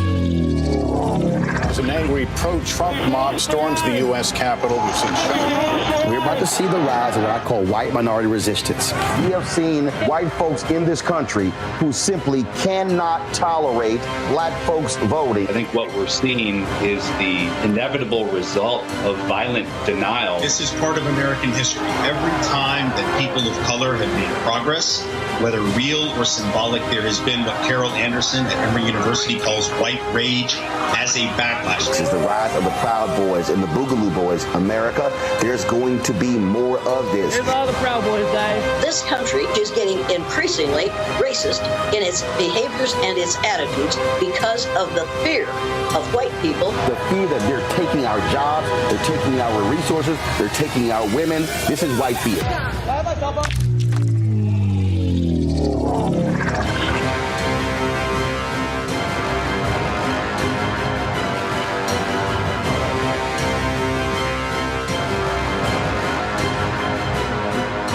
Next on the Black Table with me, Greg Carr. Immigrants lured off Texas streets and shipped to places like Martha's Vineyard and Washington, D.C. Believe it or not, we've seen it all before. You people in the North, you're so sympathetic to black people, you take them. 60 years ago, they called it the reverse freedom rides. Back then, Southern governors shipped black people north with the false promise of jobs and a better life. It's a part of a well-known playbook being brought back to life. So what's next? That's next on the Black Table, a conversation with Dr. Gerald Horne about this issue of the reverse freedom rides, right here on the Black Star Network. On the next Get Wealthy with me, Deborah Owens, America's Wealth Coach, are you trying to figure out how to earn more revenue in your business during these volatile times? Learn how to tap into the largest marketplace in the world through government contracting. Our next guest, Akia Hardnett, will be sharing how you can get wealthy through government contracting. We got a young lady, government assistance to government contracts. She literally was on government assistance when she came to us, and in less than a year, she has been winning multiple government contracts, and it has changed the trajectory of her family. That's right here, only on Black Star Network. When you talk about blackness and what happens in black culture, we're about covering these things that matter to us, speaking to our issues and concerns. This is a genuine people-powered movement. There's a lot of stuff that we're not getting. You get it, and you spread the word. We wish to plead our own cause.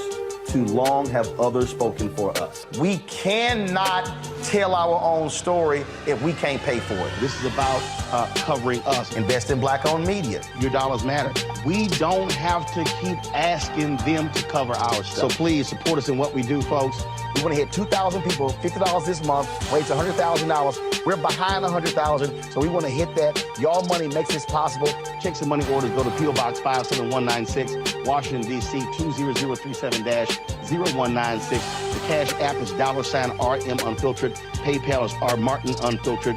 Venmo is RM Unfiltered. Zelle is Roland at RolandSMartin.com. Hi, I'm Dr. Jackie Hood Martin, and I have a question for you. Ever feel as if your life is teetering and the weight and pressure of the world is consistently on your shoulders? Well, let me tell you, living a balanced life isn't easy. Join me each Tuesday on Black Star Network for A Balanced Life with Dr. Jackie. We'll laugh together, cry together, pull ourselves together, and cheer each other on. So join me for new shows each Tuesday on Black Star Network, A Balanced Life with Dr. Jackie.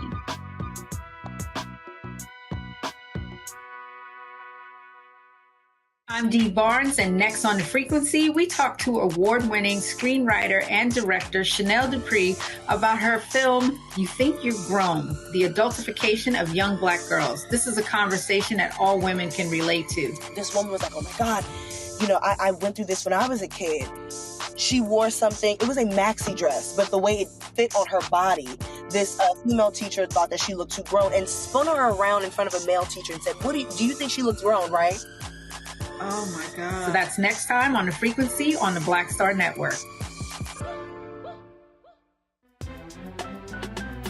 I'm Faraji Muhammad, live from LA.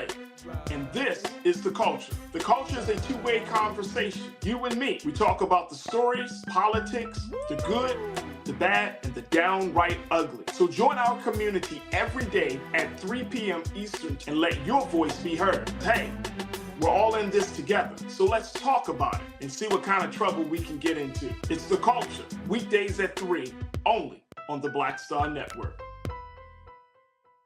Next on the Black Table with me, Greg Carr.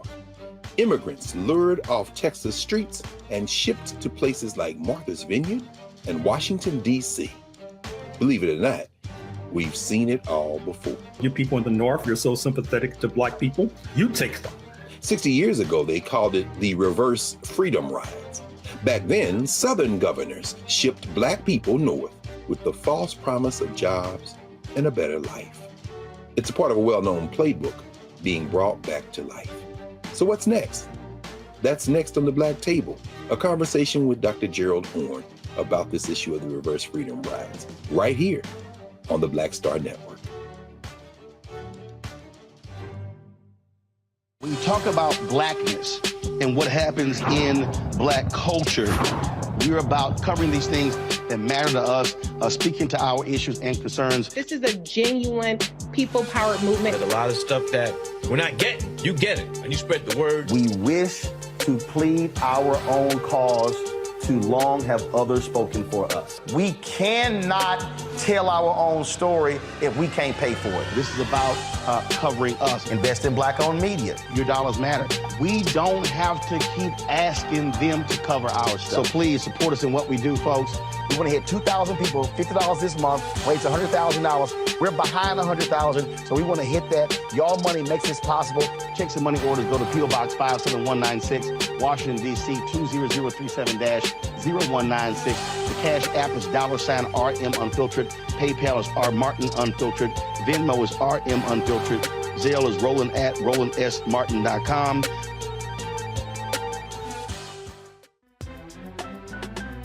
I'm Faraji Muhammad, live from LA.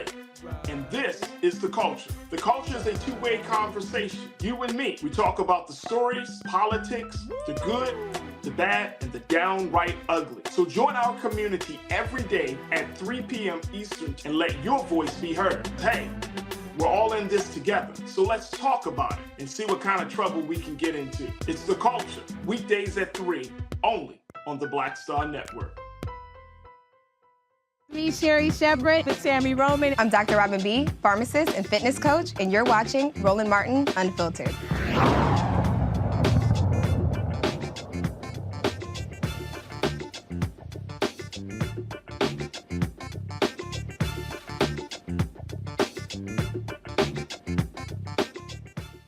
Folks, for years they were the band with Frankie Beverly and Maze. Now the seven brothers have ventured on their own, added some other members and themselves, calling themselves TMF, the Music Forever. Joining me in the studio, Rome, Daniel Witherspoon, Jubu, Chris Walker joins us from Houston. Calvin Napper is in Winston-Salem, North Carolina. Vance Taylor is in Atlanta. And Bear Williams joins us from Chicago. So first of all, gents, glad to see y'all. How's it going? You. All is well. Man.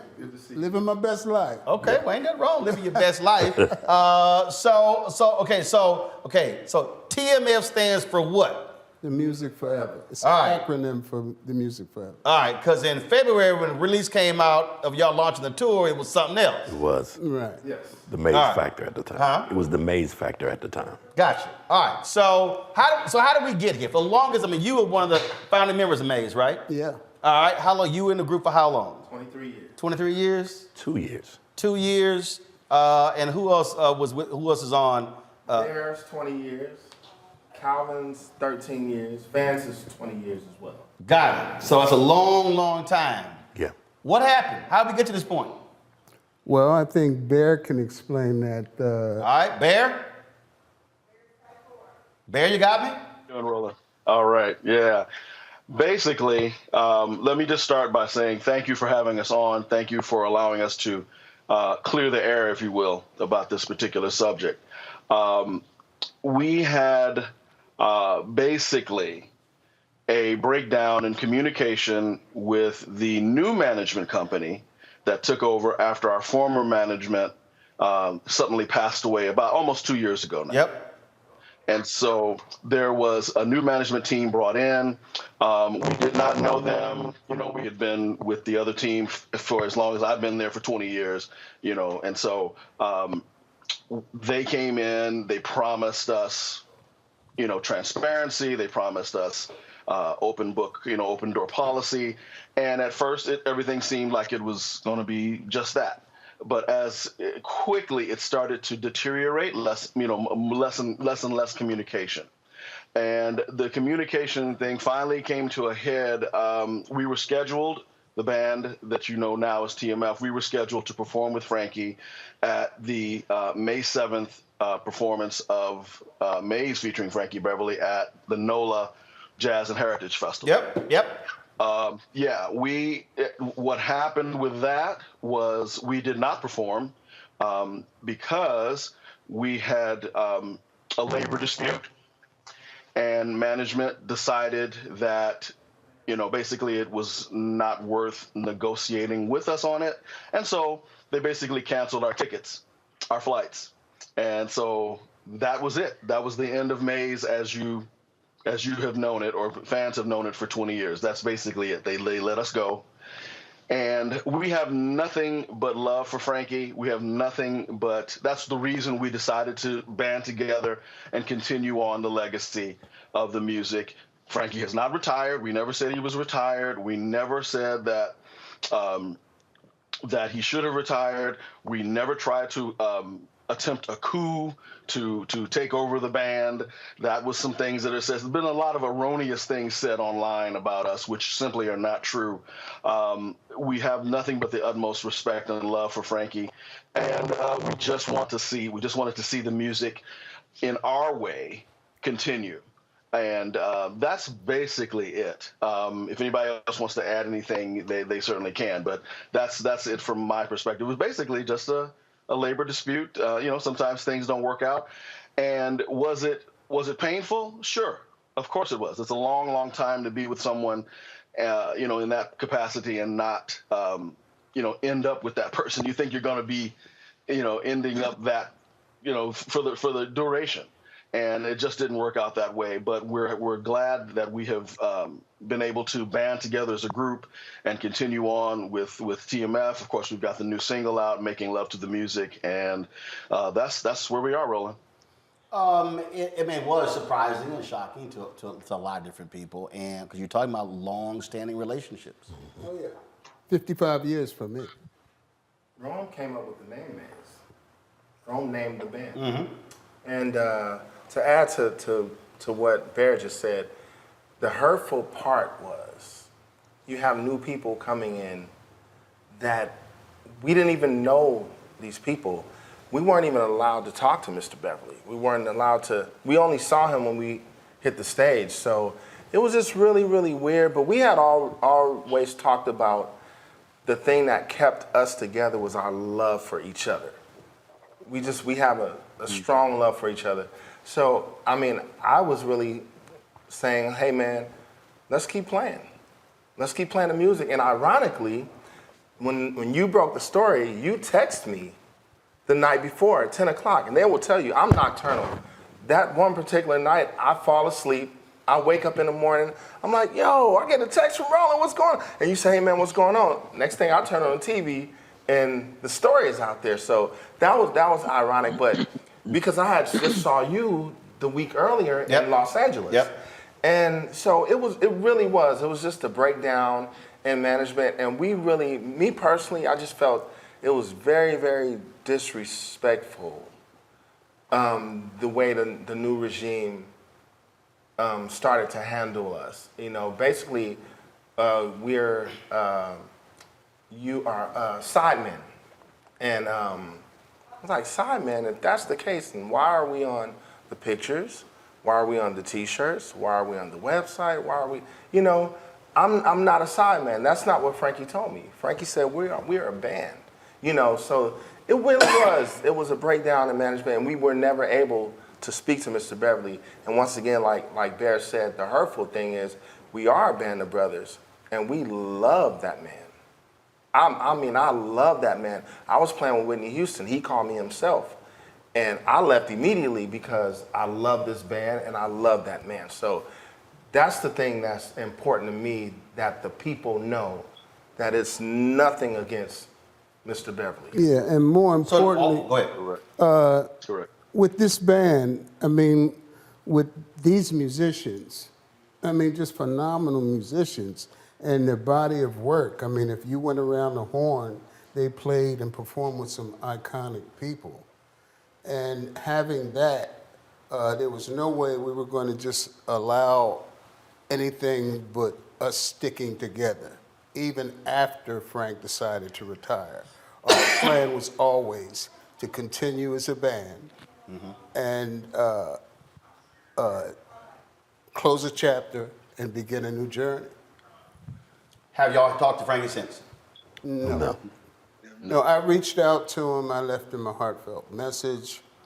But again, it's a lot of control on that end. A lot of control. I mean, that has to be surprising. I mean, because look, it's not like, you know, like some folks where they perform, you know, occasionally.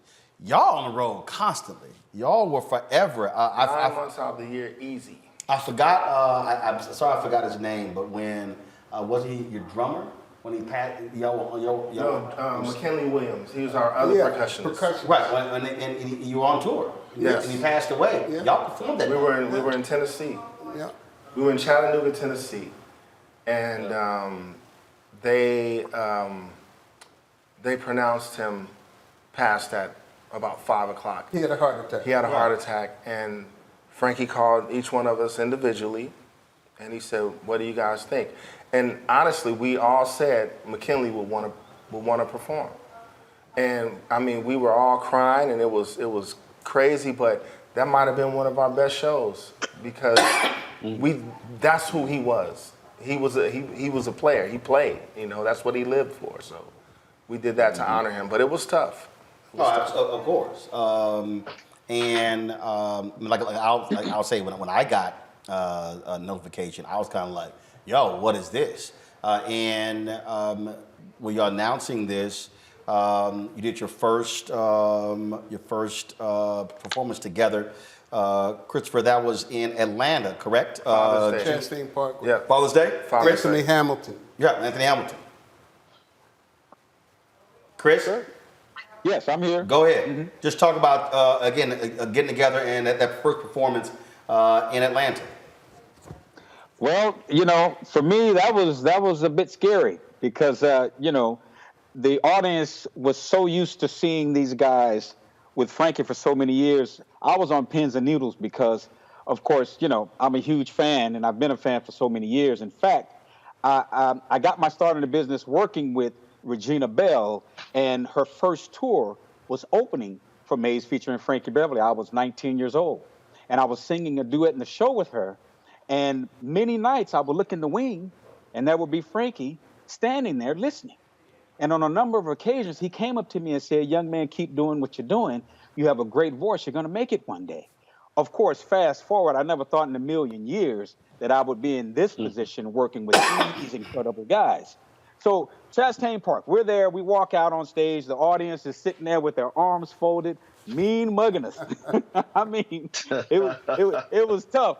So the first 4 songs, you know, and again, hold on. So for the audience to understand, so this was the press release. So people at home probably saying, "Okay, I understand why they were." No, do not go. No, just stay on me. Just understand, folks. This was the press release, and this is probably why they were like, "Man, what in the hell is going on?"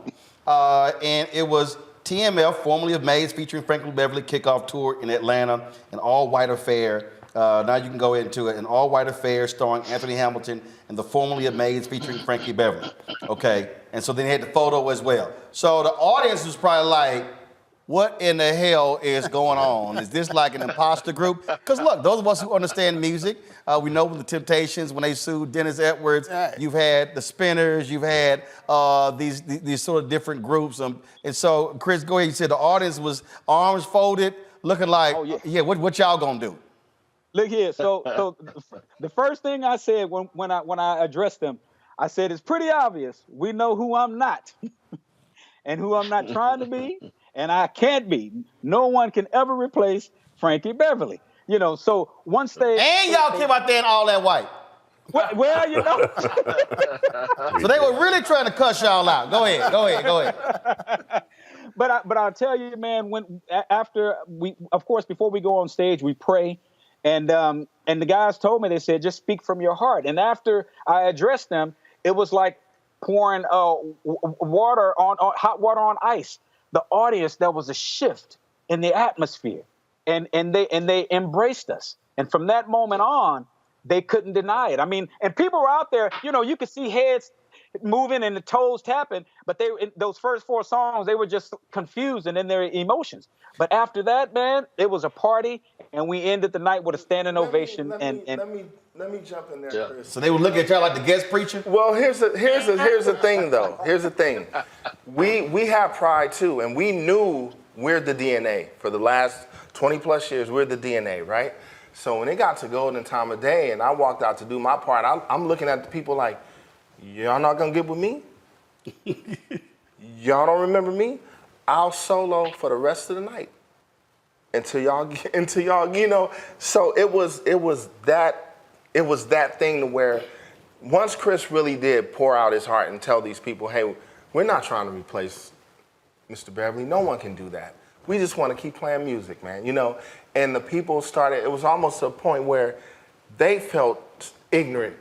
They felt stupid, holding a grudge like, it's good music. Right. I think a lot of it was curiosity, too. You know, they had heard about us, but they actually wanted to see us. And it's a tremendous amount of respect for Mr. Beverly, which we get. Yeah, you know.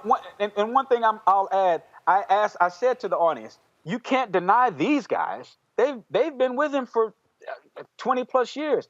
And all I said to the audience was, please just give me a chance. Right just give me a chance. And they did. They opened up their hearts, man, and they embraced us. I want to bring in Calvin and Vance. Calvin, go ahead, your thoughts. I'm sorry? I said, Calvin, your thoughts. Go ahead. Oh, well, like I said, Bear said it best, and we have nothing but love for Frankie Beverly, and I love him. I've been in the band for 13 years. I've learned a lot from him. You know, Frankie is actually, a lot of people may not notice, but he's actually, you know, he's a drummer. And in a rehearsal or two, he sat on my kit to try to, you know, show me some things and whatever. But no, I've learned a lot from him, and there's a lot of love from us to him. And we just want to carry on the legacy of the music, Roland. That's all. While also, you know, creating our own music, you know, our own original music, and so which we're working on, and we'll be putting an album out in the first quarter of 2024. So, yeah, man, just we're just praying for God to open the right doors and close the ones that are not meant for us. Vance, amen to that. You know. Well, I want to mirror what everybody else said, man. It's been about love for me. Ever since I've been with Frank, he showed me love, and then the audience showed us love. And now that we've moved on, we just want to still do the same thing. We really love Frankie. We love the audience. We just want to bring good music to the world, man. We just thank everybody for those that have supported us, and those that haven't. Understand that all we want to do is make you happy, you know, show some of this love that we've had for these years. So that's where we are. Exactly. Daniel? Yeah, I feel the same way. I'm the youngest in the group. I was the youngest to come on. I was there about 2 years. I didn't get the pleasure of interacting with Mr. Beverly when I first came in. I came in as a sub. And I believe our first couple of rehearsals in Atlanta, he didn't even come. So I really didn't even get to meet him until after the first performance. But then about a year later, I got a phone call from him asking to be a part. And we've been there for 2 years, and it was a good time. Myself and Calvin have about 25 years of history together. I've known some of the guys together, and we've just grown together. And TMF has formed a great brotherhood, and we're really excited to release some music. These people, they think I never pay attention, but I see everything. And I would love to get your response to this, because I think this is sort of what you talked about. So this person named Brother King Lee, this is interesting. He goes, the audience wants the real thing. I love music. For me, it doesn't matter if I know the name of the musicians. But the problem with that is the musicians were the one playing the music. So it's not like when you're talking about, I'll give you the perfect example. You mentioned performing with Whitney Houston. All right. So on her hit, I Will Always Love You. I know because I got all of his music. That's Kirk Whalum on saxophone. But the reality is, you went to see Whitney Houston. The difference here is, it was Maze featuring Frankie Beverly. It wasn't just, and again, I love Frankie. He knows exactly how I feel about him, but it was actually a group, not a solo singer. So when somebody says, I don't care about the musicians, it's a little hard to say I don't care about the musicians, because that's the music. Yeah, and the way Frank writes. Hold tight 1 second, Ron, go ahead. In the very beginning, Frank would come to us with the song completed with an acoustic guitar. And cats would come up with their own lines, patterns, groove, and we all created that style. And in that, you can never say, of course, Frank is a solo artist, writer, producer, but it's always been band first. And without the band, Frank, if he wanted to, could have been a solo artist. But it's also why when you play the intro of some songs, the audience already knows what the song is before they even hear one lyric. Go ahead. I don't know who was speaking. I'm going to go to Juba first and then come back to you. Go ahead. He could have been a solo artist, but he chose not to. And I would tell people all the time, Frankie was the last person to walk on the stage every night. Right. He would not go on that stage without the band. So for me personally, when management told me I was an independent contractor, man, that was so hurtful, man. Because that's never what even Frankie said. Frankie said, no, we are a band. We are a band. And the reason why the people loved it so much, because that's what you heard. You heard a band. Yeah, we were being led by an amazing artist, but it's a band, man. You know, it's an 18-wheeler. Undeniable. It's an 18-wheeler, and he was driving that thing. You know what I mean? But, but it is what it is. Yeah. Whoever was speaking, go ahead. Yeah. Go ahead. What I wanted to add to that, what I wanted to say was, no artist is an island. No one. I don't care who's singing. I don't care who wrote the songs. Those people that they incorporate in that conglomeration, that group, that whatever it is, there's a certain DNA that each musician brings to the table that makes or breaks that music. And for someone like you said to say, well, I don't care who's playing, it's kind of I'll say it, it's insulting to someone who has been in the trenches as long as I have, as long as we have with this group. It's our DNA for the last 20 years for me. Well, it's our DNA. It's sort of like when the Funk Brothers, when the documentary came out, and people finally got a chance to know who these artists are, who actually played on more #1 hits than anybody else.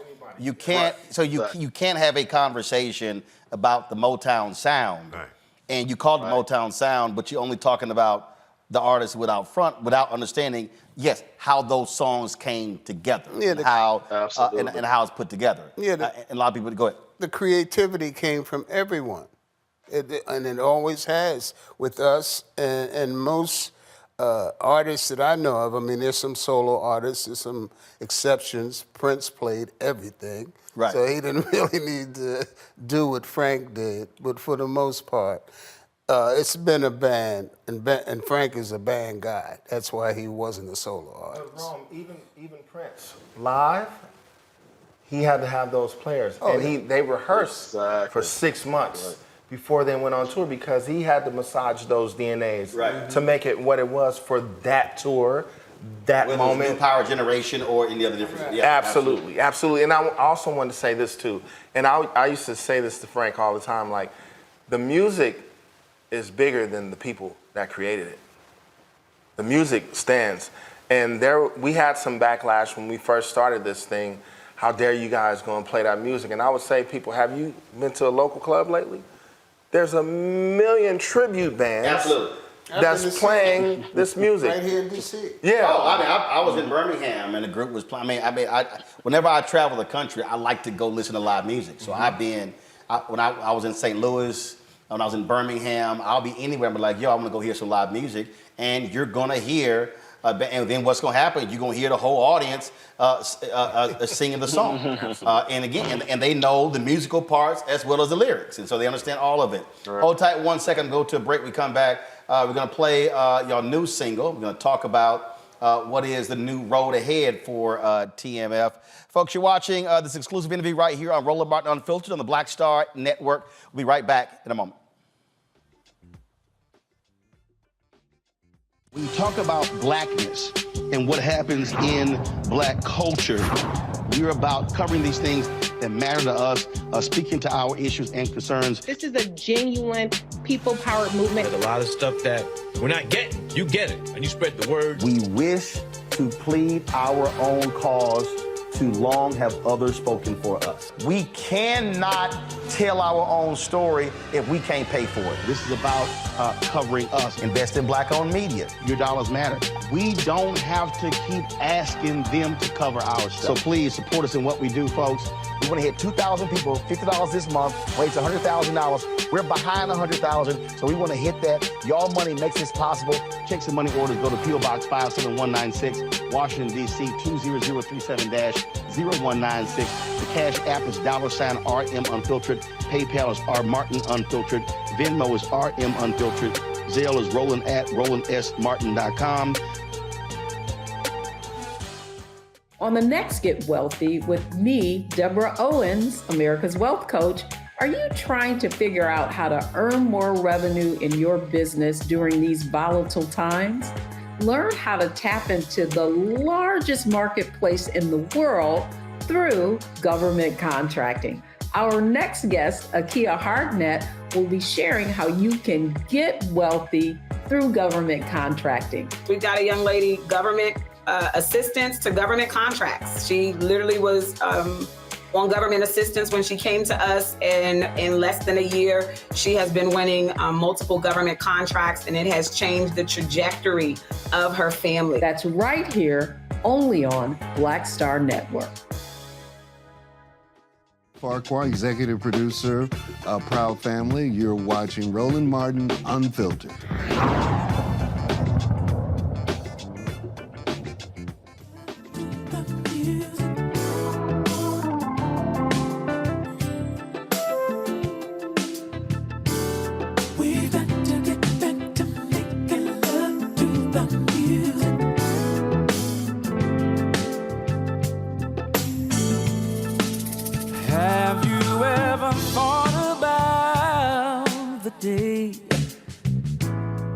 When we first met and everything was good, you were so sweet as the fresh morning dew, and I knew you were the one for me.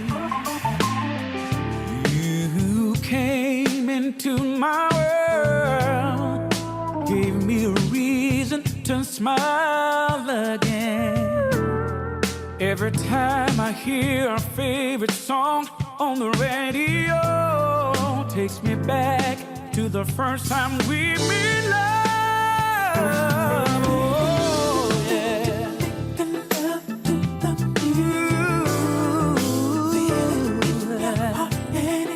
Feel it in your heart and in your soul, yeah.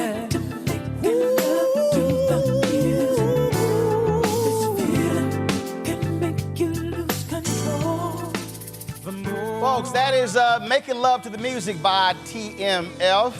How did that song come together?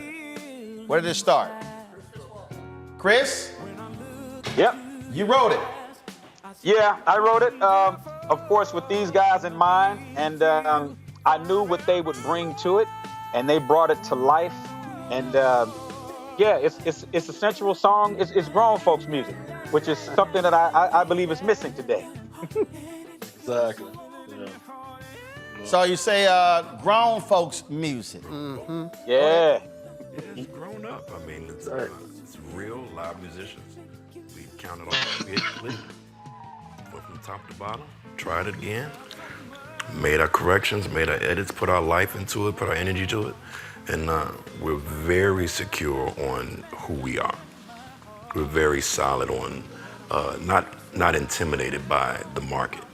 We love this space. We love how it feels. It feels true to us when we put it in our music. Bear, you're there in Chicago. I understand the Steppers are loving it there. Mm-hmm.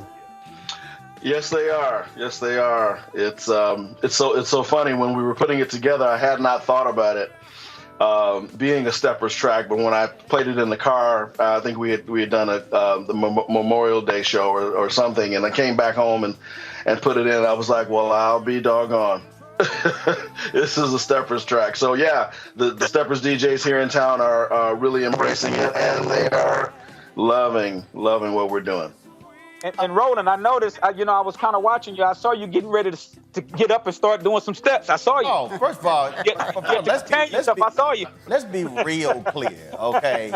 I'm way. Look, I played what, cornet in elementary school, bass, baritone, horn in middle school, high school.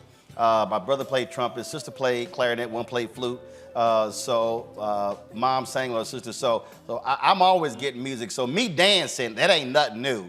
I've seen them dancing many. Come on now, that ain't nothing new. Hey, So look, brother, get down. Oh yes, absolutely. Because I like good music. I like good music. How do you know? Julie, I'll start with you. How do you know when a song when it's done and you go, yeah, that's hitting right. That's hitting right. Because not everything does that. But how do you know when you go, that's it? Well, from my perspective, take this song for instance. When he brought it to us, he said, hey man, you guys just do your thing, right? So we were all just honest. We were all honest, but everybody's bad. Like, most humbly, we're some bad brothers on our instruments. So what we had to do is come in a mind of production. It's not live. We're producing this right now, right? And so when we all went back in the room, it's like, wow, man, this feels good. It feels good. And we really did. We knew. We really knew, man. Mm-hmm. And it was like he said, it was just a fact of, okay, how's the market gonna take this? But and I'm gonna take something from Kanye. We're the market. We're the market. And that's how we're feeling about it. We're gonna do this music, and you're gonna love this music, or you're gonna feel ridiculously dumb for not loving this music. And it was so easy to record, as well as easy for him to produce. It makes it all easy for everybody because, again, the one thing we have live as well in the studio is the chemistry. And that's big, in anything you do. If you have that, that's special. And we've had that with Maze as well as TMF. And I think, Calvin, that's the thing.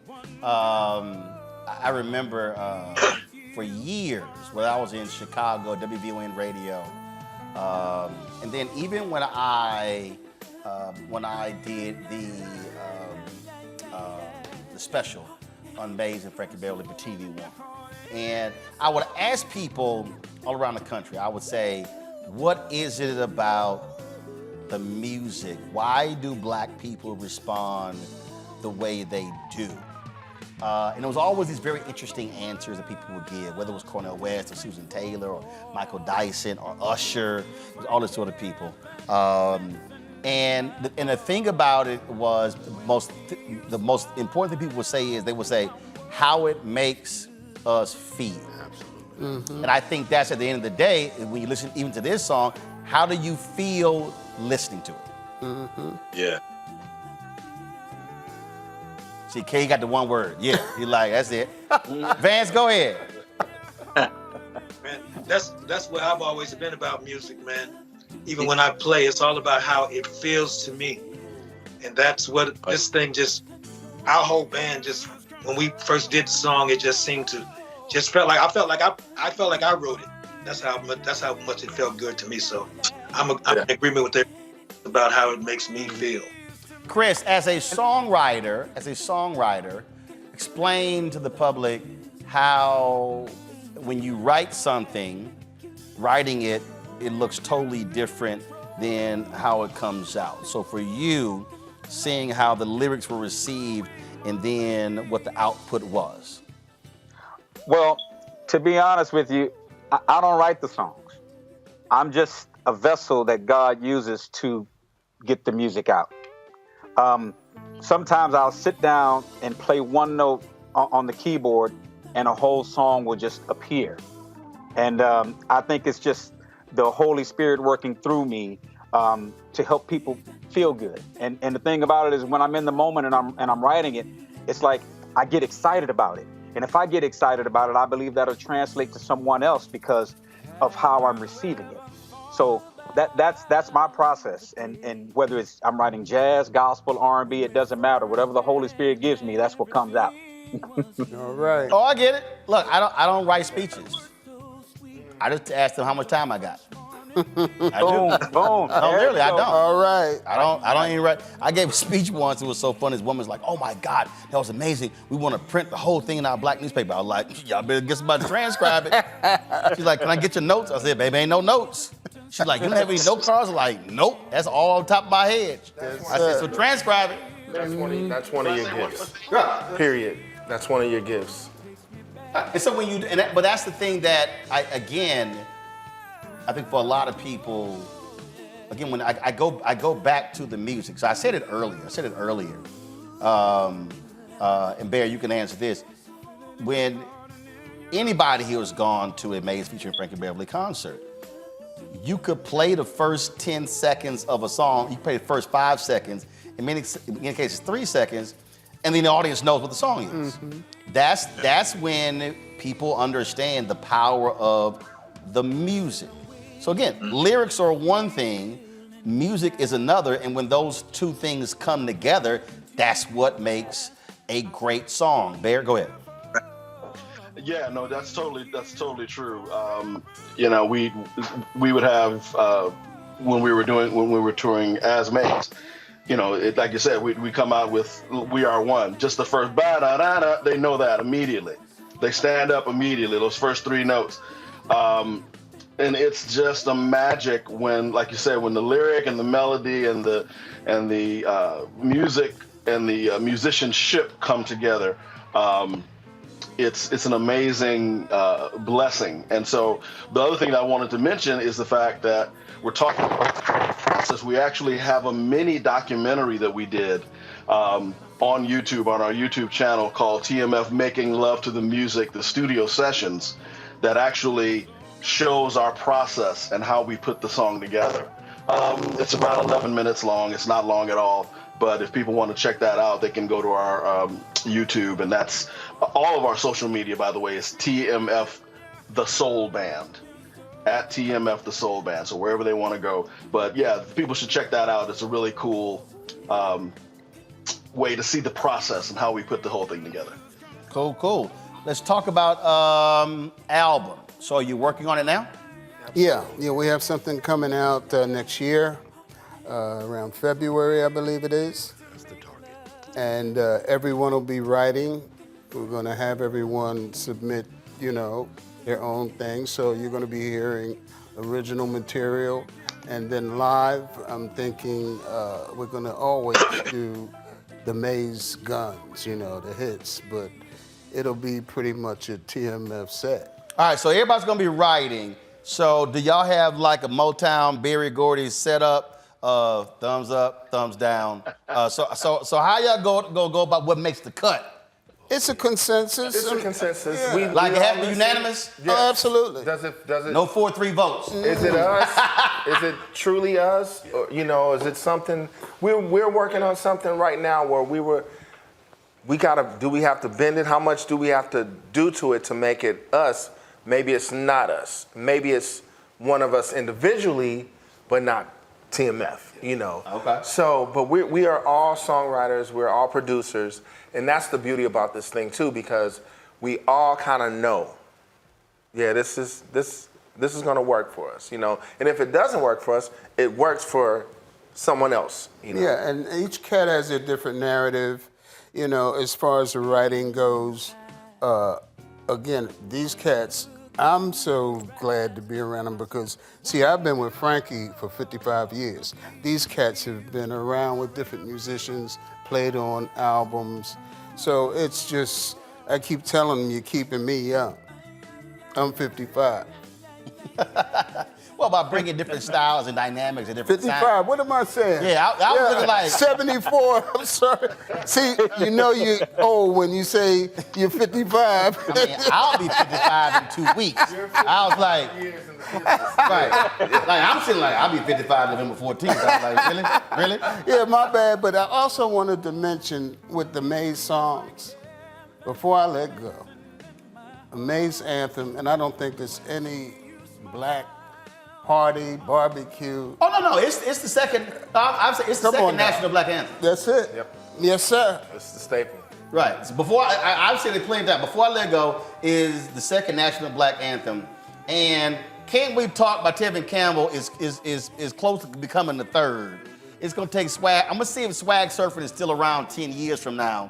To see if that makes the cut. But right now, without a doubt, Before I Let Go, is Lift Their Voices and Sing and Before I Let Go. Yes, sir. So that's why I gave a speech. And somebody said, we about to sing somebody said we about to sing the Black National Anthem. And I was like, you about to sing Before I Let Go? That's what I'm about to do. I mean, that's just a fact. That's just a fact. Yes, sir. Chris, tell us about this work on this first album.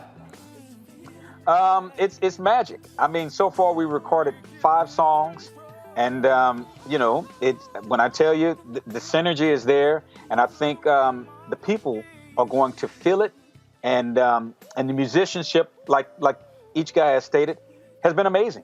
I mean, the songs pretty much play themselves. So we're excited to get on the road and perform it live for the people. So, you know, sky's the limit. All right, final thoughts. Calvin, you first. No one-word answers. Oh, no. No, man, I just, you know, these guys, Roland, everybody in this band, man, is just, they're super talented, you know, super gifted. And it's been said earlier tonight, I think Jubal mentioned it and Rome mentioned it. There's a chemistry here, man. You can put guys together, right? But you can put some bad guys together, but if there's no chemistry, you know what I'm saying? Because chemistry is everything. It's just like in relationships. If you don't have the right chemistry, you know, it's just not going to work. And just like outside of the music and off the stage, I've grown, you know, in relationship with these guys through, you know, it's love here, man. It's just nothing but love. And then like when we get on our instrument, it just translates, man. It's just so pure. We can sit down at our instruments on the sound check, man, and we can just strike up a groove. Everybody falls in place. It's just like, it's amazing, man. And I'm just praying that, you know, whatever opportunities God has for us, man, that we'll walk into all of those, you know. And I'm just looking forward to this new journey, man, and this new chapter with these guys. And much respect to Frankie Beverly, because like Larry said and all the other guys, I love him. I think we all love him. And that's where I am, man. Thanks so much for having us on, Roland. I appreciate you, man. I appreciate it. Vance? Yes, sir. I feel the same way. We brought, with Frankie Beverly, you know, the audience came to enjoy, and we came to play, and the synergy was just amazing. So we want to do the exact same thing with what we have right now, because we're all coming from love and from spirit, and we want to give that to the people because we know that they'll enjoy it. And it's coming from our hearts. And so just come out, check us out. You know, I can't wait for y'all to hear all the stuff that we have in the box for you. Daniel. I'm glad people I'm truly glad that people still respect it, feel it, honor it. And the system has caused a lot of people to be programmed on what's hot. or what's good, but you have a band of brothers here that really just stick true to our instruments. But what's hot and good don't always last. Hot and good don't always last, but what feels good connects to people. You know, people know what feels right. They know what came from the heart. See, I call it all shit music. You can say that. No, seriously, because you listen to a song, you like, that's a nice song. But then when the right be like, shit. That's my joint. See, everything don't rise to an all shit song. People know. So, Yeah, they know. They know what's right. And we don't always give them enough credit. We don't always give the listener enough credit. right. But I'm glad to be a contributor. I'm glad to be a part of it.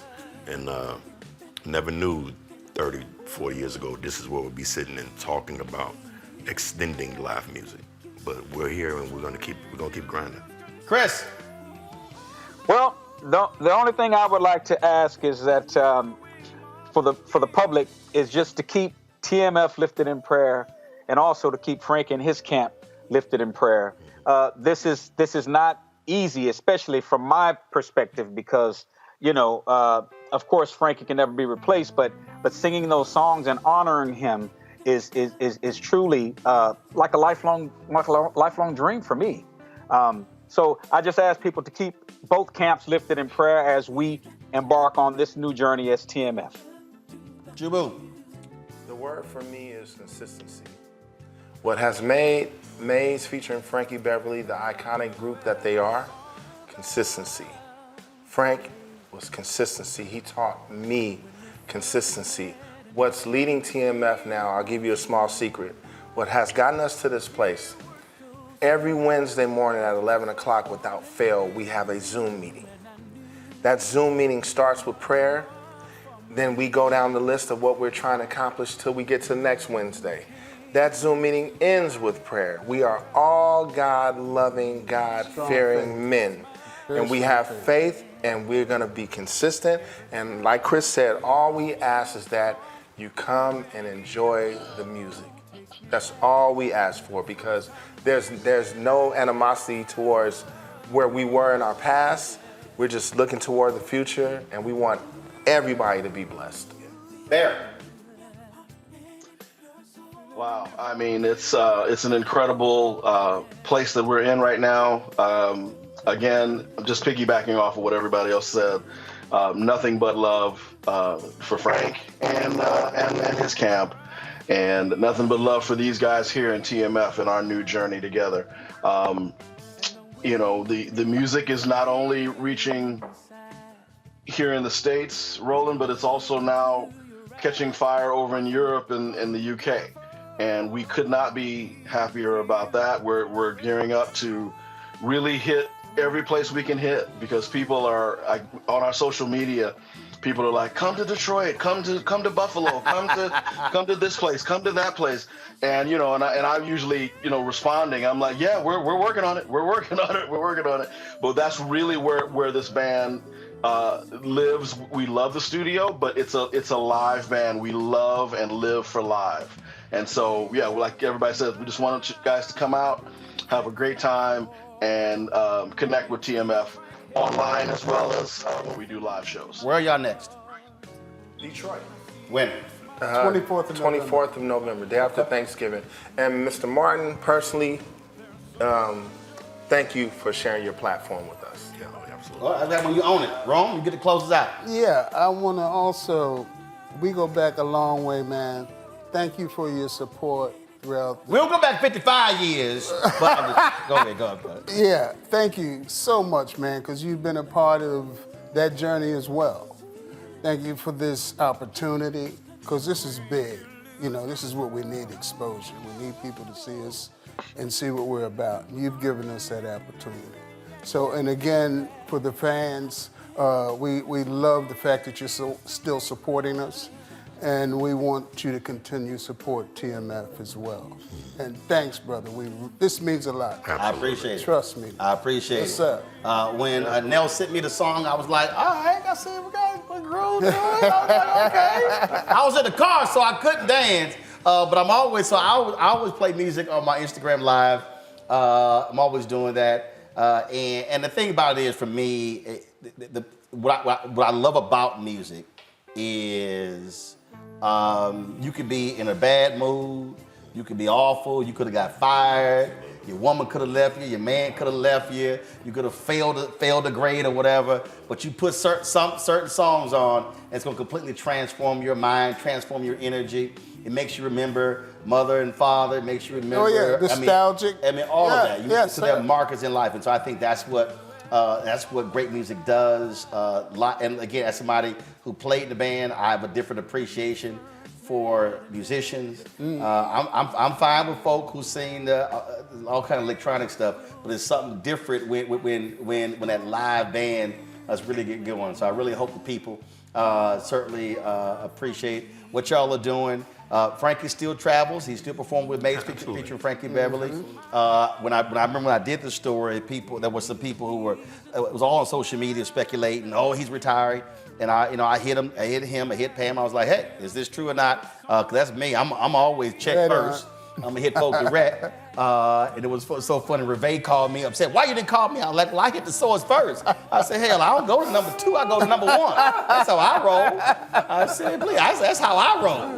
So that's. I'm sure she has some 4-letter words. I ain't care. I tell everybody, I don't go through conduits. I go right to the source. That's what I did. So glad to see he's still his thing. Mad love for him. And again, the music will live on. And so I appreciate this. And this is also why and we'll close it out with this, and I tell the audience this all the time. This is also why we have to have black-owned media, because the reality is this here. We've been chatting now probably about 40, 45 minutes. And look, I know how the CNNs of the world operate, know how they work, and the reality is they wouldn't see any value whatsoever. But when we have black-owned, we get to control it, we get to own it, and we got to ask permission. And I hope a lot of people who are watching learn from it. And now understand the backstory. Now folks don't have to run around, because I've heard a lot of those rumors too. They were plotting, it was a mastermind, all this sort of stuff like that.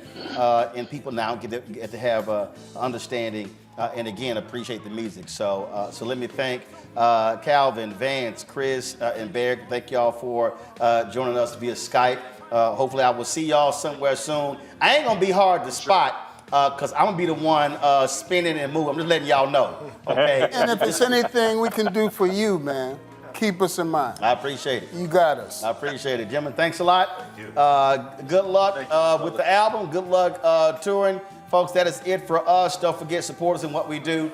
Of course, remember, later this week we're going to be in Virginia. We're going to actually be in Richmond, Virginia. So that's going to be on Thursday. So looking forward to that. Support us in what we do. Again, our goal is to get 20,000 of our fans contributing on average $50 each. That's $4.19 a month, 13 cents a day. It raises $1 million for us to pay for what we do. Like I say, we're fighting the battle every single year with our advertisers. You know how it is. They support mainstream media. They don't support black-owned media. So that continues. So please, send your check and money orders. All the folks who don't believe in electronic stuff, I get it. I go pick up y'all 30 checks and money orders every week. Y'all old school. But guess what? It all is all real money. We don't do Bitcoin here. Send your check and money order to P.O. Box 57196, Washington, D.C. 20037-0196. Cash App is $RM Unfiltered. PayPal R Martin Unfiltered. Venmo is RM Unfiltered. Zelle is Roland at RolandSMartin.com. Roland at RolandMartinUnfiltered.com. And of course, you can also download the Black Star Network app, Apple phone, Android phone, Apple TV, Android TV, Roku, Amazon Fire TV, Xbox One, Samsung Smart TV. You can also see our 24-hour, 7-day-a-week streaming channel. We're now on 4 fast channels. Amazon News, so simply go to Amazon Fire and go to Amazon News. Tell Alexa play news from the Black Star Network, so you can hear that audio over the Alexa. Also, check us out on Plex TV on their 24-hour streaming service, as well as Amazon Freevee and Amazon Prime Video. So when you look at the live TV grid on Amazon Prime Video, we're right there with ABC, NBC, and CBS. We're the only black-owned daily, black-owned news and information network in the country. And so support us that way. And don't forget to get a copy of my book, White Fear, How the Browning of America is Making White Folks Lose Their Minds. Available from Ben Bella Books. You can get it from Amazon, Barnes & Noble, Target, Books A Million, and download the audio version. Yep, I read it as well on Audible. Folks, that's it. I'll see you tomorrow right here on Roland Martin Unfiltered on the Black Star Network. Holla! Folks, Black Star Network is here. Hold no punch! I'm real revolutionary right now. Black power. Support this man, Black Media. He makes sure that our stories are told.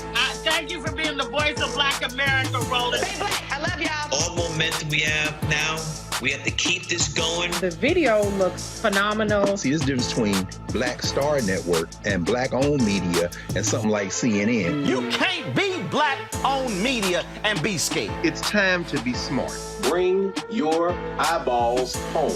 You dig?